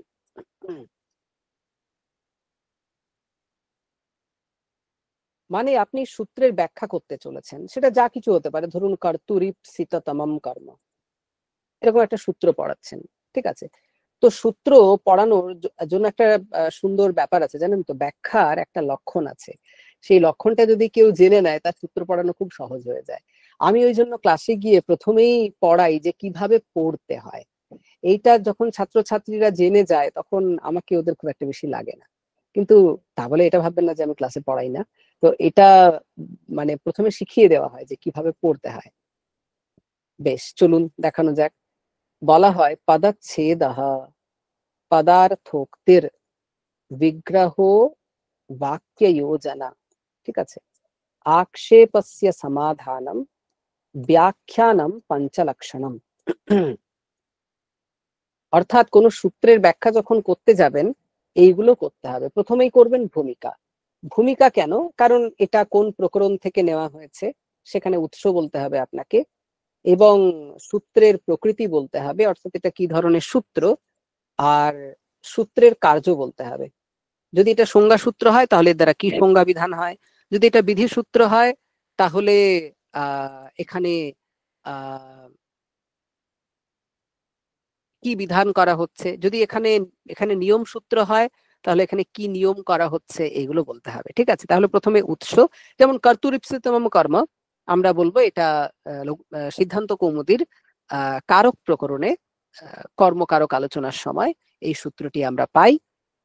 এই সূত্রের সংখ্যা হলো, দিয়ে সংখ্যাটা বলে দেবেন, অষ্টাধ্যায়ীর এত অধ্যায়ের এত নম্বর পাদের এত নম্বর সূত্র এটি, আর এটি হচ্ছে সংজ্ঞা সূত্র। আর এই সূত্রের কার্য কি, যেহেতু এটা সংজ্ঞা সূত্র, এই সূত্রের দ্বারা কর্ম সংজ্ঞা বিধান করা হয়। হলো, এরপরে দেখুন ভূমিকাটা আপনি যখন বলে নিচ্ছেন, ভূমিকার পরে স্টেপ হচ্ছে পদচ্ছেদ।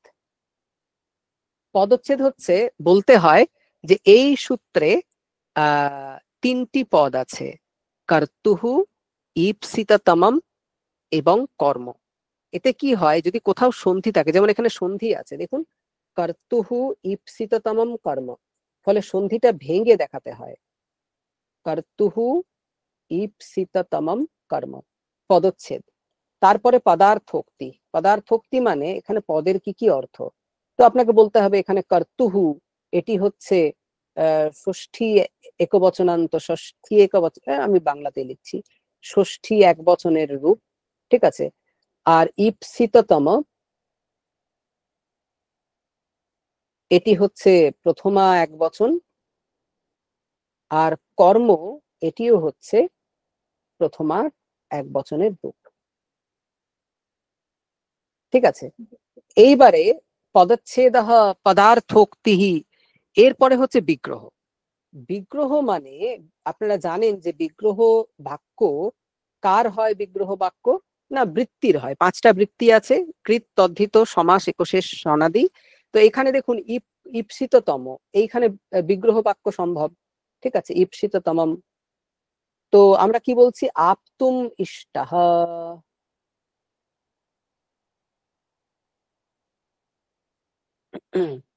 ঈপ্সিতঃ হলো। তারপর অতিশয়েন ঈপ্সিতঃ,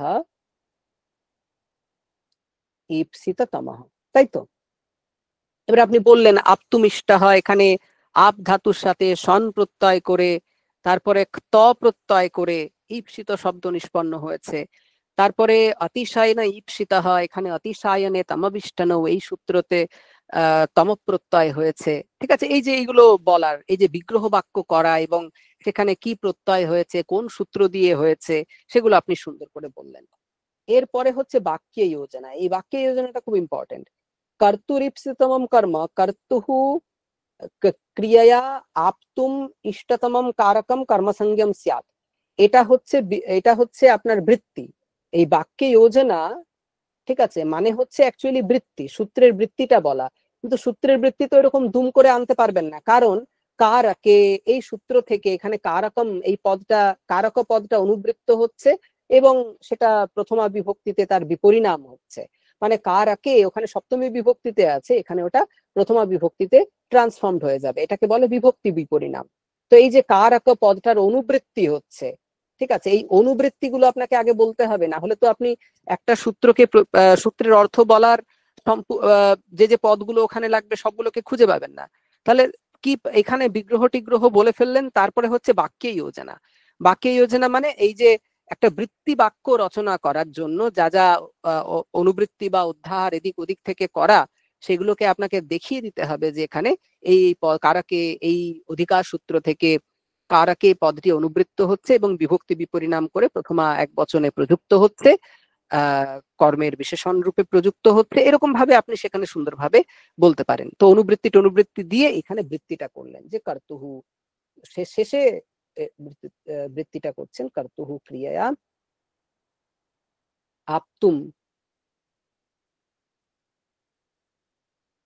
ইষ্টতমম কারকম কর্মসংজ্ঞম স্যাৎ, এরকম করে বৃত্তি করলেন। তারপরে হচ্ছে আক্ষেপস্য সমাধান। এইখানে আপনি আপনার কত গভীরে আপনি আলোচনা করতে পারেন, আক্ষেপের সমাধান কত গভীরে আলোচনা করতে পারেন আপনি করবেন, ঠিক আছে। সেখানে কর্তুহু পদটা কেন দেওয়া হয়েছে, ঈপ্সিততম কেন বলা হলো, কর্ম পদটা কেন ওখানে দেওয়া হয়েছে, ঠিক আছে।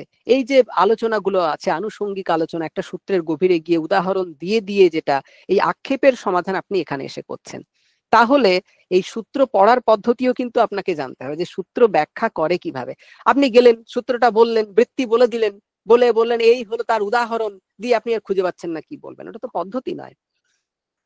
পদ্ধতি আছে যে এখানে প্রথমে ভূমিকা বলতে হবে, উৎস, সূত্রের প্রকৃতি, সূত্র দিয়ে কি হয়, তারপরে পদচ্ছেদ, এখানে কটা পদ আছে, পদার্থকটি কোন পদে কি বিভক্তি আছে সেটা বলতে হয়, তারপরে যে পদগুলো সমাসবদ্ধ বা কোনো প্রত্যয় রয়েছে সেখানে বিগ্রহ বাক্য করে কোন প্রত্যয় কি সূত্র দিয়ে তা বিস্তারিত ভাবে বলতে হবে আপনাকে।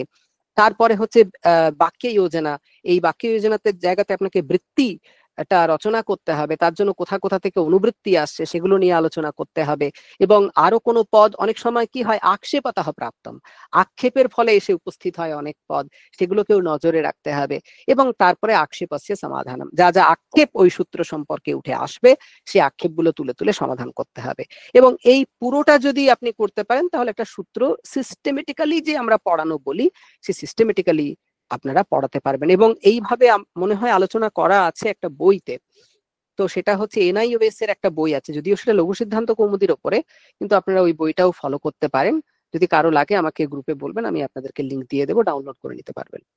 ঠিক আছে, তো এই হচ্ছে কিভাবে আপনারা সূত্র পড়াবেন, কিভাবে আপনারা শ্লোক পড়াবেন। আর যদি কোনো নর্মাল টপিক ধরেন যে রামায়ণ মহাভারত নিয়ে পড়াতে পারেন, তো সেক্ষেত্রে আপনাকে পুরো বিষয়টাকে কতগুলো পয়েন্টে ভাগ করে নেবেন যে কিভাবে পড়াবেন। তো সেটা যেহেতু আপনারা এগুলো বইয়েই থাকে, একবারে পুরো সাজানো গোছানো থাকে, ওখানে পয়েন্ট করে করে আপনারা নিজেদের মতো করে সাজিয়ে আশা করছি বলতে পারবেন, সেখানে আমার গাইডেন্স আপনাদের লাগবে না। মূলত শ্লোক পড়বেন কিভাবে, সূত্র পড়াবেন কিভাবে, এইগুলোতে গাইডেন্স লাগে, সেগুলো আমি আপনাদের জন্য বলার চেষ্টা করেছি। ঠিক আছে, বেশ, এবারে রেইজ হ্যান্ড হয়েছে, দেখি রেইজ হ্যান্ড গুলো। কৈলাস দাস, কৈলাস বলো।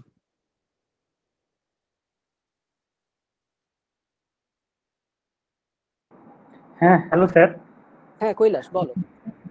স্যার এতগুলো প্রক্রিয়া করতে করতে তো স্যার আমাদের মনে হয় 5-6 মিনিট চলেই যাবে মনে হয় স্যার। না যাবে না, দেখো তুমি সূত্রে এত তো, তুমি আমি যেটা স্টেপ বাই স্টেপ বললাম, যদি এখন আমি বলি না অত সময় লাগবে না, দেখবে।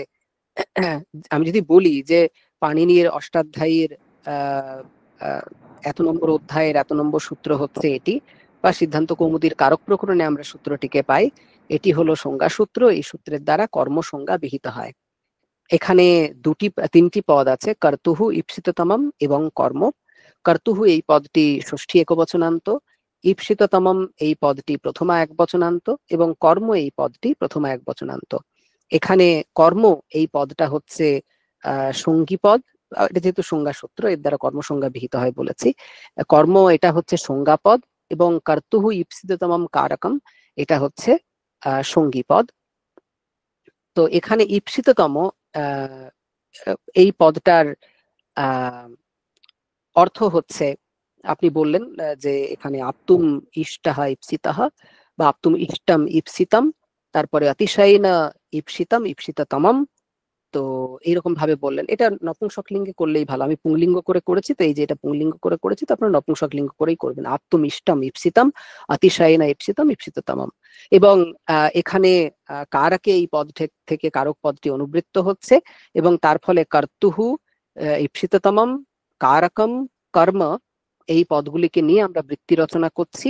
কর্তুহু ক্রিয়ায়া আপ্তুম ইষ্টতমম কারকম কর্মসংজ্ঞম স্যাৎ। দেখুন এই যে 3 মিনিটের মাথায় এসে আপনি কি হচ্ছে, আপনি কিন্তু একটা কমপ্লিট ধারণা দিয়ে দিলেন। এরপরে আক্ষেপের সমাধান আপনি করছেন স্টেপ বাই স্টেপ, যতক্ষণ সময় দেবে আপনি এক একটা পয়েন্ট ধরে ধরে গভীর আলোচনা করবেন।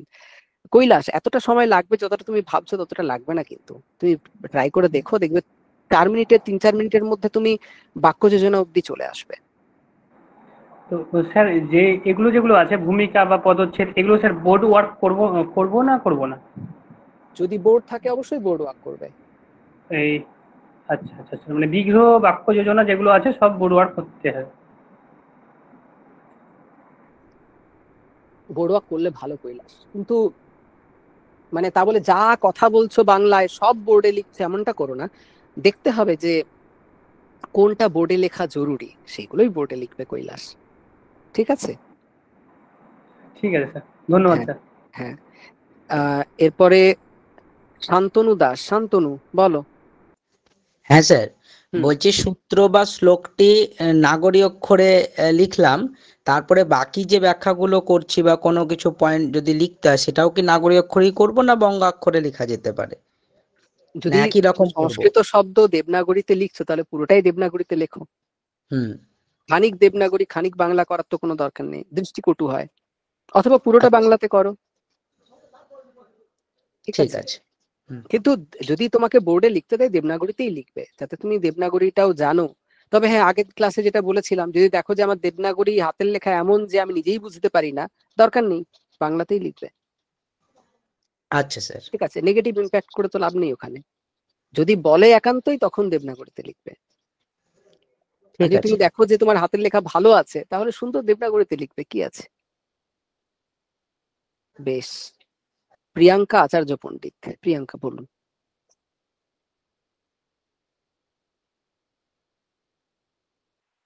স্যার হুম, আমার তো কাব্য স্পেশাল, তো হুম। কাব্যর দিক থেকে কি কি দেখে যেতে হবে? দেখুন আমি আবার বলছি, কাব্যর দিক থেকে আপনি যা পড়েছেন সব দেখে যাবেন।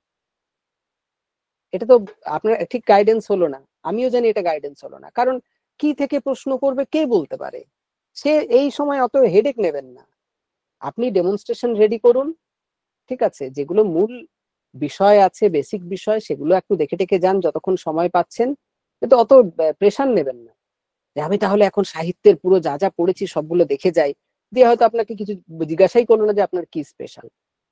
আপনি যখন সাহিত্য স্পেশাল পড়েছেন নিশ্চয়ই একেবারে ফাঁকা মাথা নয়, আপনার কিছু না কিছু তো মাথায় আছে, যা আছে তাই বলবেন। আর যদি মনে হয় একান্তই দেখে যাবেন, কাব্যপ্রকাশ দেখে যাবেন, তারপরে মূলত কাব্যের লক্ষণ, কাব্যের ভেদ, অলংকারের লক্ষণ, এগুলো বেসিক যেগুলো আছে সেগুলো দেখে যাবেন। ঠিক আছে। ঠিক আছে স্যার। স্যার আর একটা প্রশ্ন করবো। বলুন। আমার ক্লাস 11-12 সিলেবাস নেই আর কি, জানা নেই, তো এটা যদি একটু পাওয়া যেত বা গ্রুপে গ্রুপে দিয়ে দিয়েছে, দিতেন। শুভেন্দু স্যার গ্রুপে দিয়েছেন, আমি আবার দিয়ে দেবো। শুভেন্দু স্যার গ্রুপে ঠিক দিয়েছেন, আছে আপনি স্যার। একটু আগের গুলো দেখলেই দেখতে পাবেন। তবু আপনি বলেছেন আপনি গ্রুপে একবার লিখে দেবেন যে আমাকে 11-12 এর সিলেবাসটা একবার দিন বলে, কেউ না কেউ আমরা দিয়ে দেবো, চিন্তা করবেন না। ঠিক আছে স্যার, ঠিক থ্যাংক ইউ। আছে, হ্যাঁ। বেশ, অর্পিতা বিশ্বাস, অর্পিতা বলুন। স্যার বলছি ওই আক্ষেপের যে পয়েন্টটা লাস্টে বললেন সমাধান, সেইটা ঠিক একটু আরেকবার বললে ভালো হয় স্যার। আক্ষেপের সমাধান মানে হচ্ছে এই যে আক্ষেপ। কর্তুহু ইতি কিম আছে না, যে কর্তুহু হ্যাঁ হ্যাঁ। ঈপ্সিততমম কর্ম মাসেষু অশ্বম বধ্নাতি। ঠিক আছে, এইবারে এখানে মাসটা কর্ম নয়, কারণ কি, এটা কর্তার ঈপ্সিততম নয়। কি আছে, কর্মণঃ ঈপ্সিতাঃ মাসাঃ নতু কর্তুহু। এটা অশ্ব যেটা নাকি কর্ম, তার ঈপ্সিত হচ্ছে মাস কলাই, এটা কর্তার ঈপ্সিত নয়, তার জন্য ওটার কর্মসংজ্ঞা হচ্ছে না, তাই এখানে কর্তুহু পদটা দেওয়া রয়েছে। ঈপ্সিত তম, এখানে তম প্রত্যয় বলা হয়েছে, তো কেন তম বলা হলো, তো তার জন্য যে ব্যাখ্যা আছে সেটা আপনাকে বলতে হবে।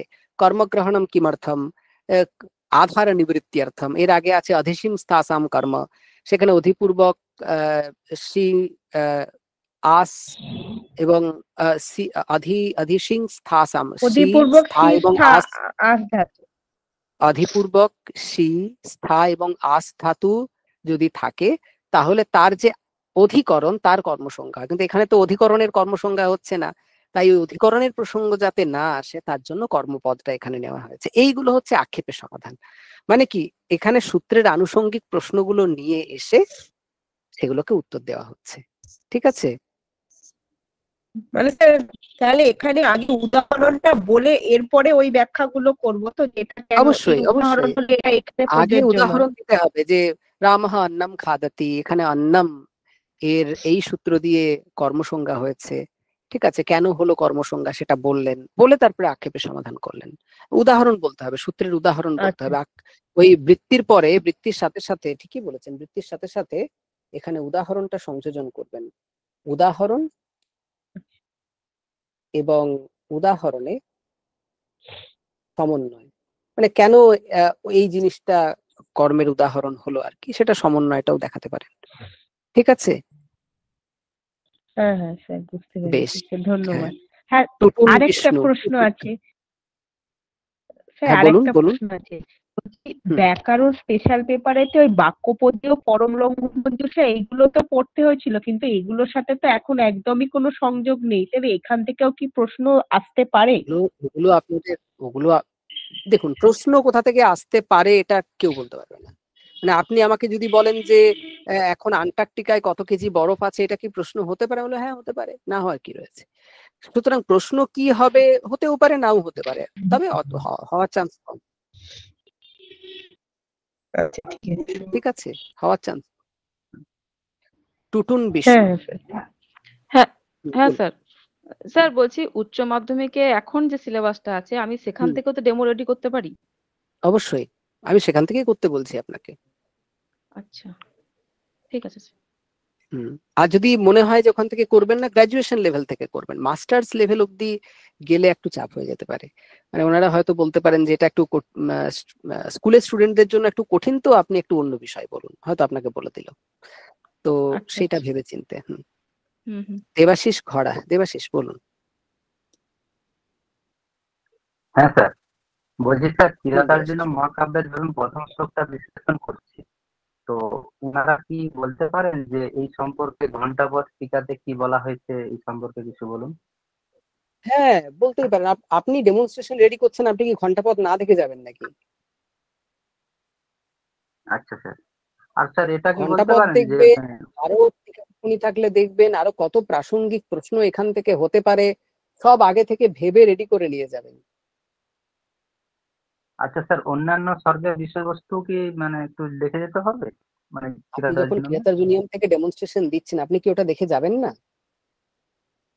আচ্ছা স্যার, থ্যাংক ইউ স্যার। আমি কি বললাম আবার মনে করুন, বিষয় কোনটা বিষয় নেবেন যেখানে আলোচনার অবকাশ আছে এবং যেখানে আপনি গভীর আলোচনা করতে পারবেন। আর যদি আপনার ওই জায়গায় গভীর আলোচনা করার সামর্থ্য না থাকে, প্রিপারেশন নিয়ে যান, ঠিক কিনা? হ্যাঁ স্যার। কানাই কুম্ভকার, কানাই বাবু বলুন। হ্যাঁ স্যার, আমার একটা প্রশ্ন ছিল যে স্যার সূত্র ব্যাখ্যা, এটা কি স্যার ওই 11-12 যে ছাত্রছাত্রীরা থাকবে তাদের মতভাবে পড়াবো, না আমি যতটা জানি সেইভাবে পড়াবো? আপনি তাদের মতো করেও পড়াবেন, আপনি যতটা জানেন ততটাও বলবেন, কিন্তু এই ফরম্যাটটা ফলো করবেন। এই যে ফরম্যাটটা আছে না, এই ফরম্যাটটা ফলো করবেন, তাহলে কোনো জিনিস ছেড়ে যাবে না এবং একটা সিস্টেমেটিক ওয়েতে আপনি তাদের কাছে উপস্থাপন করছেন। তাতে সে যদি 11-12 এর স্টুডেন্ট হয় সে বুঝে যাবে, সে গ্রাজুয়েশন এমএল লেভেলের স্টুডেন্ট হলেও বুঝে যাবে। স্যার এখানে আরেকটা প্রশ্ন হচ্ছে, যদি আমি ইকো জোনে যে এরকম একটা সূত্র ব্যাখ্যা করতে যাই, তাহলে তো স্যার আমাকে তো প্রত্যাহার বা আরো যে আনুষঙ্গিক বিষয়গুলো আসছে, পরিভাষার যে স্থানে অন্তরতম, তারপরে যে ষষ্ঠী স্থানে যোগ, এইটাই তো একটা ওয়াইজ ব্যাপার যে আপনি কোন সূত্রটা নেবেন। এটাও তো আপনার একটা খুব বুদ্ধি করে চুজ করার জায়গা। আপনাকে যদি 5 মিনিটের ডেমনস্ট্রেশন আপনাকে দিতে দেয়, আপনি নিশ্চয়ই এমন কোনো টপিক দেবেন না যেটা বলতে বলতে আপনার মোটামুটি বহু সময় বেরিয়ে যায়, ঠিক কিনা? ওটাও একটা বুদ্ধি করে চুজ করতে হয়। তো আপনাকে প্রত্যাহার বলতে হবে, আপনাকে ধরে নিতে হবে ওরা এই প্রত্যাহারের ব্যাপারটা জানে, সেরকম ভাবেই পড়াতে হবে।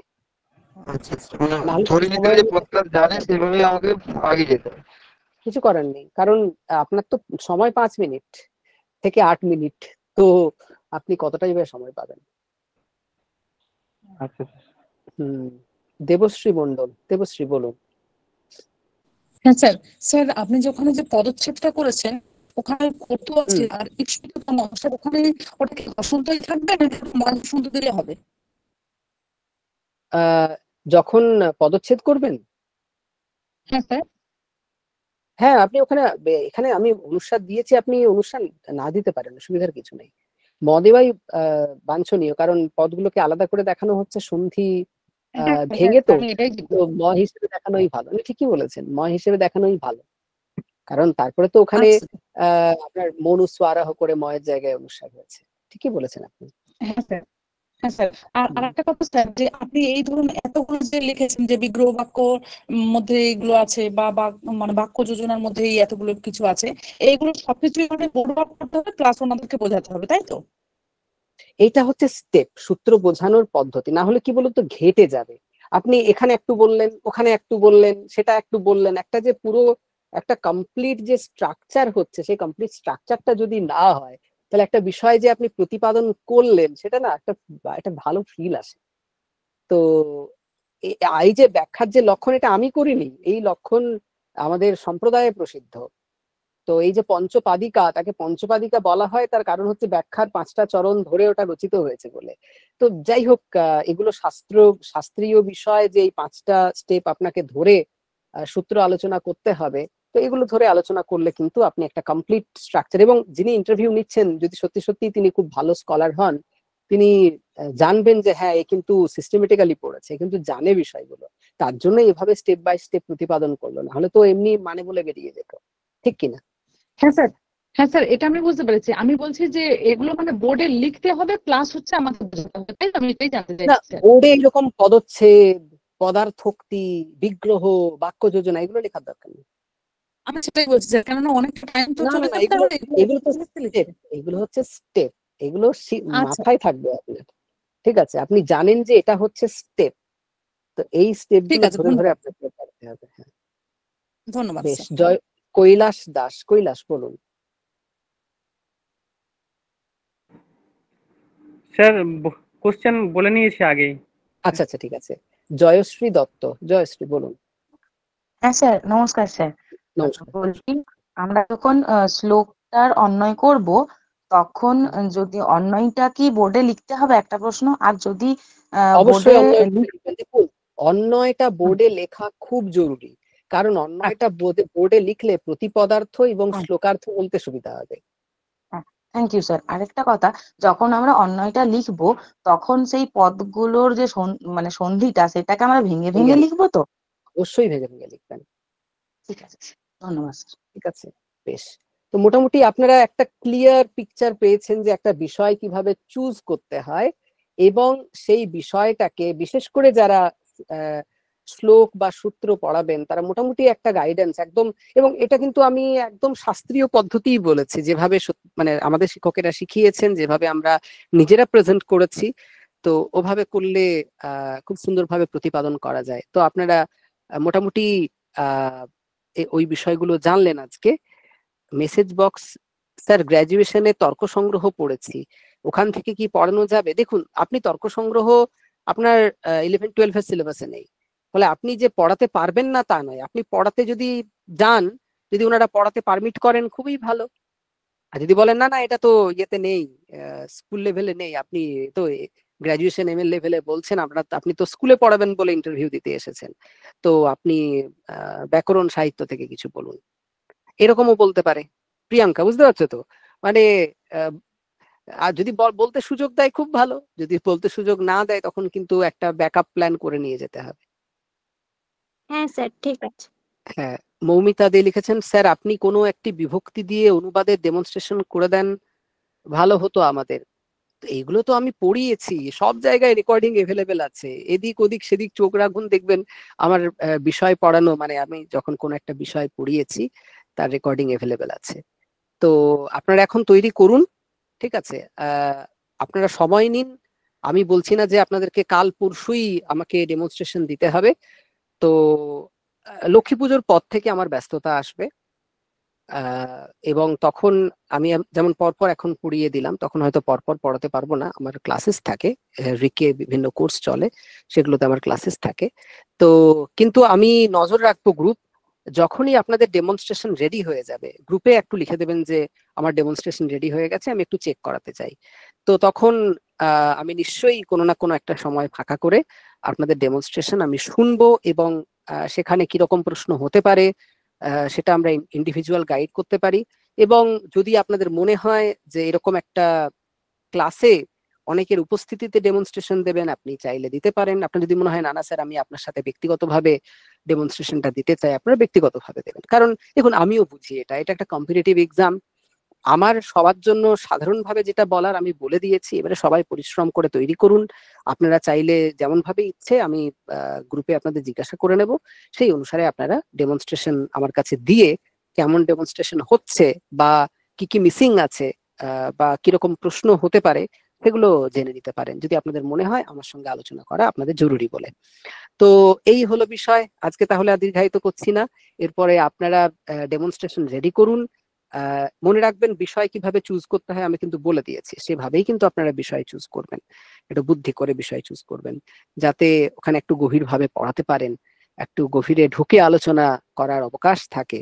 আপনি হয়তো পুরোটা বলতে পারলেন না, কিন্তু আপনি জেনে যাচ্ছেন পুরোটা, ওখান থেকে গভীরে ঢুকে প্রশ্ন করলে আপনি সুন্দরভাবে উত্তর দিতে পারবেন। ঠিক আছে? তো বেশ, আর কারো প্রশ্ন নেই আশা করি, যদি থাকে বলো। আচ্ছা, দেবশ্রী রেজেন্ট করেছে, দেবশ্রী বলো। স্যার স্যার বলছি আমাদের যদি অন্তত সপ্তাহে একটা করে একটু ক্লাস রাখতেন স্যার ইন্টারভিউ আগে পর্যন্ত, তাহলে খুব সুবিধা হতো স্যার। দেবশ্রী, বোঝা গেল না, কিসের ক্লাস রাখবো? মানে কিসের ক্লাস বলতে আমাদের এই মানে ইন্টারভিউ এর উপরে স্যার, যদি একটু মানে ক্লাসটা কন্টিনিউ হতো তাহলে আমাদের একটু ভয় কাটতো হ্যাঁ স্যার। দেবশ্রী, ব্যাপারটা বুঝতে হবে, এইবারে তো আমার কাজ নেই, এইবারে তো ডেমনস্ট্রেশন তোমাদের তৈরি করতে হবে, এই জন্য এবারে তোমাদের কাজ শেষ হলে তারপরে আমার কাজ আছে। এখন দেবশ্রী তোমাকে কি ঠিক করতে আছে। হবে, 2টো বা 3টে তুমি এখন ডেমনস্ট্রেশন তৈরি করো, ঠিক আছে? প্রথমে 3টে আচ্ছা ডেমনস্ট্রেশন আমার আচ্ছা কাছে দেবে না, কারণ কি, তাহলে ঘেটে যাবে। তুমি প্রথমে একটি ডেমনস্ট্রেশন আমার কাছে কমপ্লিট দেবে, দিয়ে যে স্যার আমার কোন কোন জায়গাগুলো উইক মনে হচ্ছে, বা কোন জায়গাগুলো আমি কি ঠিকঠাক ব্যাপারটা প্রেজেন্ট করতে পারলাম কিনা, এখানে আপনি আমাকে প্রশ্ন করুন, কি রকমের প্রশ্ন হয়, কত ধরনের প্রশ্ন এখান থেকে আমাকে তৈরি করে যেতে হতে পারে, আমি তো অনেকগুলো তৈরি করেছি, করে ওই স্যার আমি বিষয়টা একটু সম্পর্কে বলতে গভীরভাবে চাই, তৈরি করলে। বলছি দেবশ্রী আপনি বলো। ঠিক আছে স্যার। না না, বলো ঠিক বলো, আছে, বলছিলে ধন্যবাদ। বলো। না না, যেটা না বলছিলে স্যার বলো। আমি না, অন্য কেউ ও অন্য আচ্ছা কেউ আচ্ছা, অন্য একজন কেউ, হ্যাঁ বলছিলেন। বলুন। হ্যাঁ বলুন বলুন, যিনি বলছেন। কেউ একজন বলার চেষ্টা করছিলেন। আচ্ছা ঠিক আছে, তার কথা এখন শুনতে পাচ্ছি না। কেকা ঘোষ, কেকা বলো। হ্যাঁ স্যার, যদি আমাদের কোয়েশ্চেন করা হয় যে সংস্কৃত তো এখন মৃতপ্রায় ভাষা, তাও কেন সংস্কৃতটাকেই আপনারা চুজ করেছেন, বা সংস্কৃত নিয়ে কেন পড়াশোনা করছেন, মানে গুছিয়ে বলুন না, উত্তরটা কি বলবো। আচ্ছা আচ্ছা, সংস্কৃত মৃতপ্রায় ভাষা। আহ আমার একটা ইয়ে আছে, প্রেজেন্টেশন আছে, এগুলো আমি সব করে রেখেছি, মানে এইগুলো নিয়ে আর নতুন করে বলার নেই আমার কিছু। তুমি গ্রুপে লেখো যে স্যার সংস্কৃত মৃত ভাষা এরকম যদি আমাকে বলে, তাহলে আমি সেখানে কি উত্তর দেবো, আমি তোমাদেরকে প্রেজেন্টেশন পাঠিয়ে দেবো, আমার আচ্ছা করাই আমি আছে। লিখে দিচ্ছি। আচ্ছা ঠিক স্যার। আছে, মোটামুটি তোমরা যা ভাবতে পারো সব আমি আগে থেকে সেরে রেখেছি। আমি বলছি না তোমাদের সাথে পরিচয়টা আমার বিলম্বে হচ্ছে, কিন্তু যারা রিকের সাথে যুক্ত আছে, বা আমাদের কার্যক্রমের সাথে দীর্ঘদিন ধরে যুক্ত আছে, এগুলো সম্পর্কে তারা অবহিত আছে। তো যাই দরকার হবে গ্রুপে এক লাইন লিখে দেবে, জানবে যে ও আমার কাছে তৈরি আছে, আমি পাঠিয়ে দেবো সাথে সাথে। বেশ, পুলক মাইতি, পুলক বলো। হ্যাঁ পুলক স্যার। মাইতি, হ্যাঁ পুলক। হ্যাঁ স্যার। স্যার বলছিলাম ডেমনস্ট্রেশনটা রেডি করে মানে স্যার আপনাকে পাঠাবো কি করে স্যার, বা না, আমাকে পাঠানোর দরকার নেই, গ্রুপে লিখবেন যে আমার ডেমনস্ট্রেশন তৈরি হয়ে গেছে। আচ্ছা ঠিক আছে, তাহলে স্যার ওইটা তো আপনাকে মানে চেক করাবো কি করে স্যার, বা এই তখন ডেমনস্ট্রেশনটা আমি একটা ক্লাস আয়োজন করব, এবং আচ্ছা আচ্ছা সেখানে কারা কারা ডেমনস্ট্রেশন দেবেন আমি একদম লিখে দেবো, এনআইএন এর ডেমনস্ট্রেশন দেবেন। এবার আপনারা সেখানে চুজ করতে পারেন যে আপনারা ওপেন ডেমনস্ট্রেশন দেবেন না ইন্ডিভিজুয়াল ডেমনস্ট্রেশন দেবেন। আমি সেখানে ইয়ে করে দেবো, মানে আচ্ছা পোল করে দেবো, যে আপনারা সেখানে আপনাদের যা মতামত দেবেন সেই অনুসারে আয়োজন করা হবে। এটা ঠিক আছে। নিজেদেরকে পরিশ্রম করতে হবে, যে সবারটা শুনে আমি নিজেরটা তৈরি করব, সেটা যদি যারা প্রেজেন্ট করবেন তারা যদি পারমিট করেন তাহলে ওকে, আর যদি পারমিট না করেন আমার কিছু করার নেই। কারণ আমার মনে হয় যে এটা কম্পিটিটিভ এক্সাম, এটাতে যদি কেউ তার ব্যক্তিগত প্রিপারেশন ব্যক্তিগত রাখতে চায় শিক্ষক হিসেবে, আমার তাকে রেসপেক্ট করা উচিত।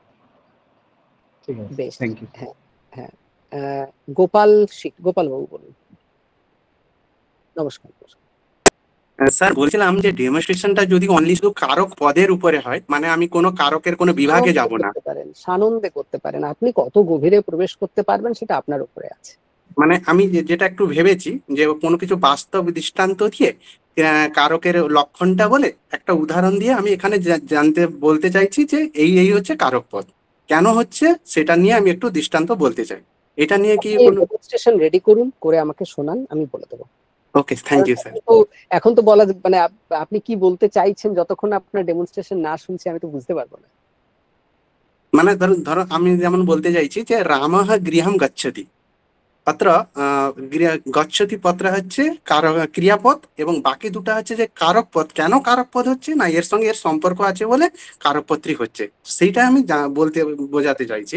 তো সেক্ষেত্রে কি কোনো কিছু খুব কি সমস্যা হবে? শুধু ওইটুকু বলবেন যে এর সাথে সম্বন্ধ আছে বলে কারক হচ্ছে, আর কিছু বলবেন না?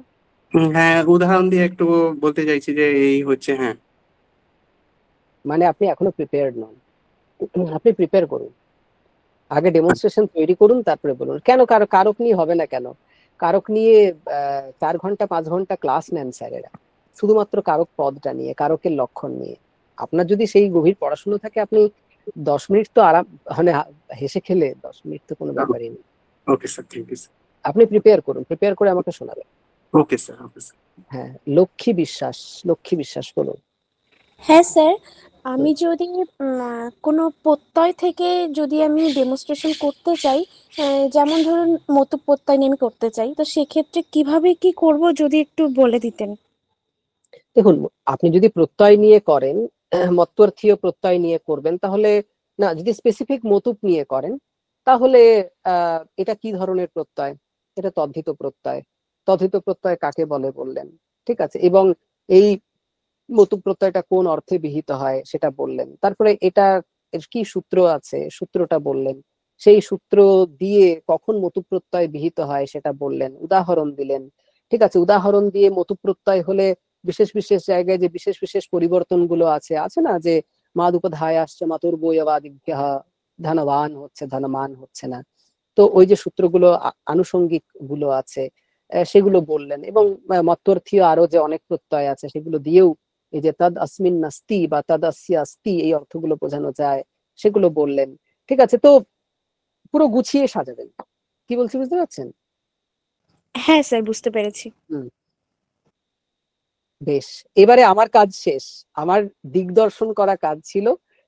এরপরে হ্যান্ডস অন ট্রেনিং যেটা, সেটা আপনারা যখন ডেমনস্ট্রেশন কমপ্লিটলি তৈরি করবেন, করে গ্রুপে বলবেন যে আমার ডেমনস্ট্রেশন তৈরি হয়েছে, আমরা অ্যাপয়েন্টমেন্ট চাইছি আপনার, আমি সাথে সাথেই কোন একটা সময়ে অবকাশ দেখে আপনাদের সাথে কথা বলে নেব। ঠিক আছে, তাহলে আজকের আলোচনা, আর যেহেতু আর কোনো প্রশ্ন নেই, আমরা আজকের আলোচনা এখানে শেষ করছি। বিশেষ করে আমি ধন্যবাদ জানাই এদিক প্রতিষ্ঠানকে, তারা আমাকে সুযোগ দিয়েছেন এখানে আপনাদের সাথে কথা বলার, এবং আপনারা যে এতক্ষণ ধৈর্য ধরে পুরোটা শুনছেন তার জন্য আপনাদের প্রতি অশেষ কৃতজ্ঞতা। এবারে এই পুরো কার্যক্রমের মাধ্যমে যদি আপনাদের বিশেষ উপকার সাধিত হয়, আমরা কৃতজ্ঞ থাকবো। বেশ, আপনারা এবারে তৈরি করুন, আর সময় বেশি নেবেন না, আজ থেকে শুরু করে দিন, এবং একদম পুরো কমপ্লিট যেমনটা বলেছি, যে যেন 3-4 মিনিটের মাথায় একটা সামারাইজেশন হয়ে যায়। ঠিক আছে, তারপরে বিস্তারটা 4 মিনিটের পর থেকে করুন। মানে কি, পুরো বিষয়টাকে এমন সুন্দরভাবে গুছিয়ে 4 মিনিটের মধ্যে 3-4 মিনিটের মধ্যে নিয়ে চলে আসুন, এবং আরো যে গভীর আলোচনার জায়গাটা সেটা তারপরে 4 মিনিটের পরে করুন। তাহলে কি হবে, দুম করে মাঝে আপনাকে আটকে দিলেও আপনার মনে হবে না যে আমি তো কিছুই বলতে পারলাম না, এই জিনিসটা আপনার হবে না। ঠিক আছে, এগুলো ট্রিক, এগুলো ধরে এগোতে হয়। ঠিক আছে, তাহলে আজকে এই পর্যন্তই। সকলকে শুভরাত্রি।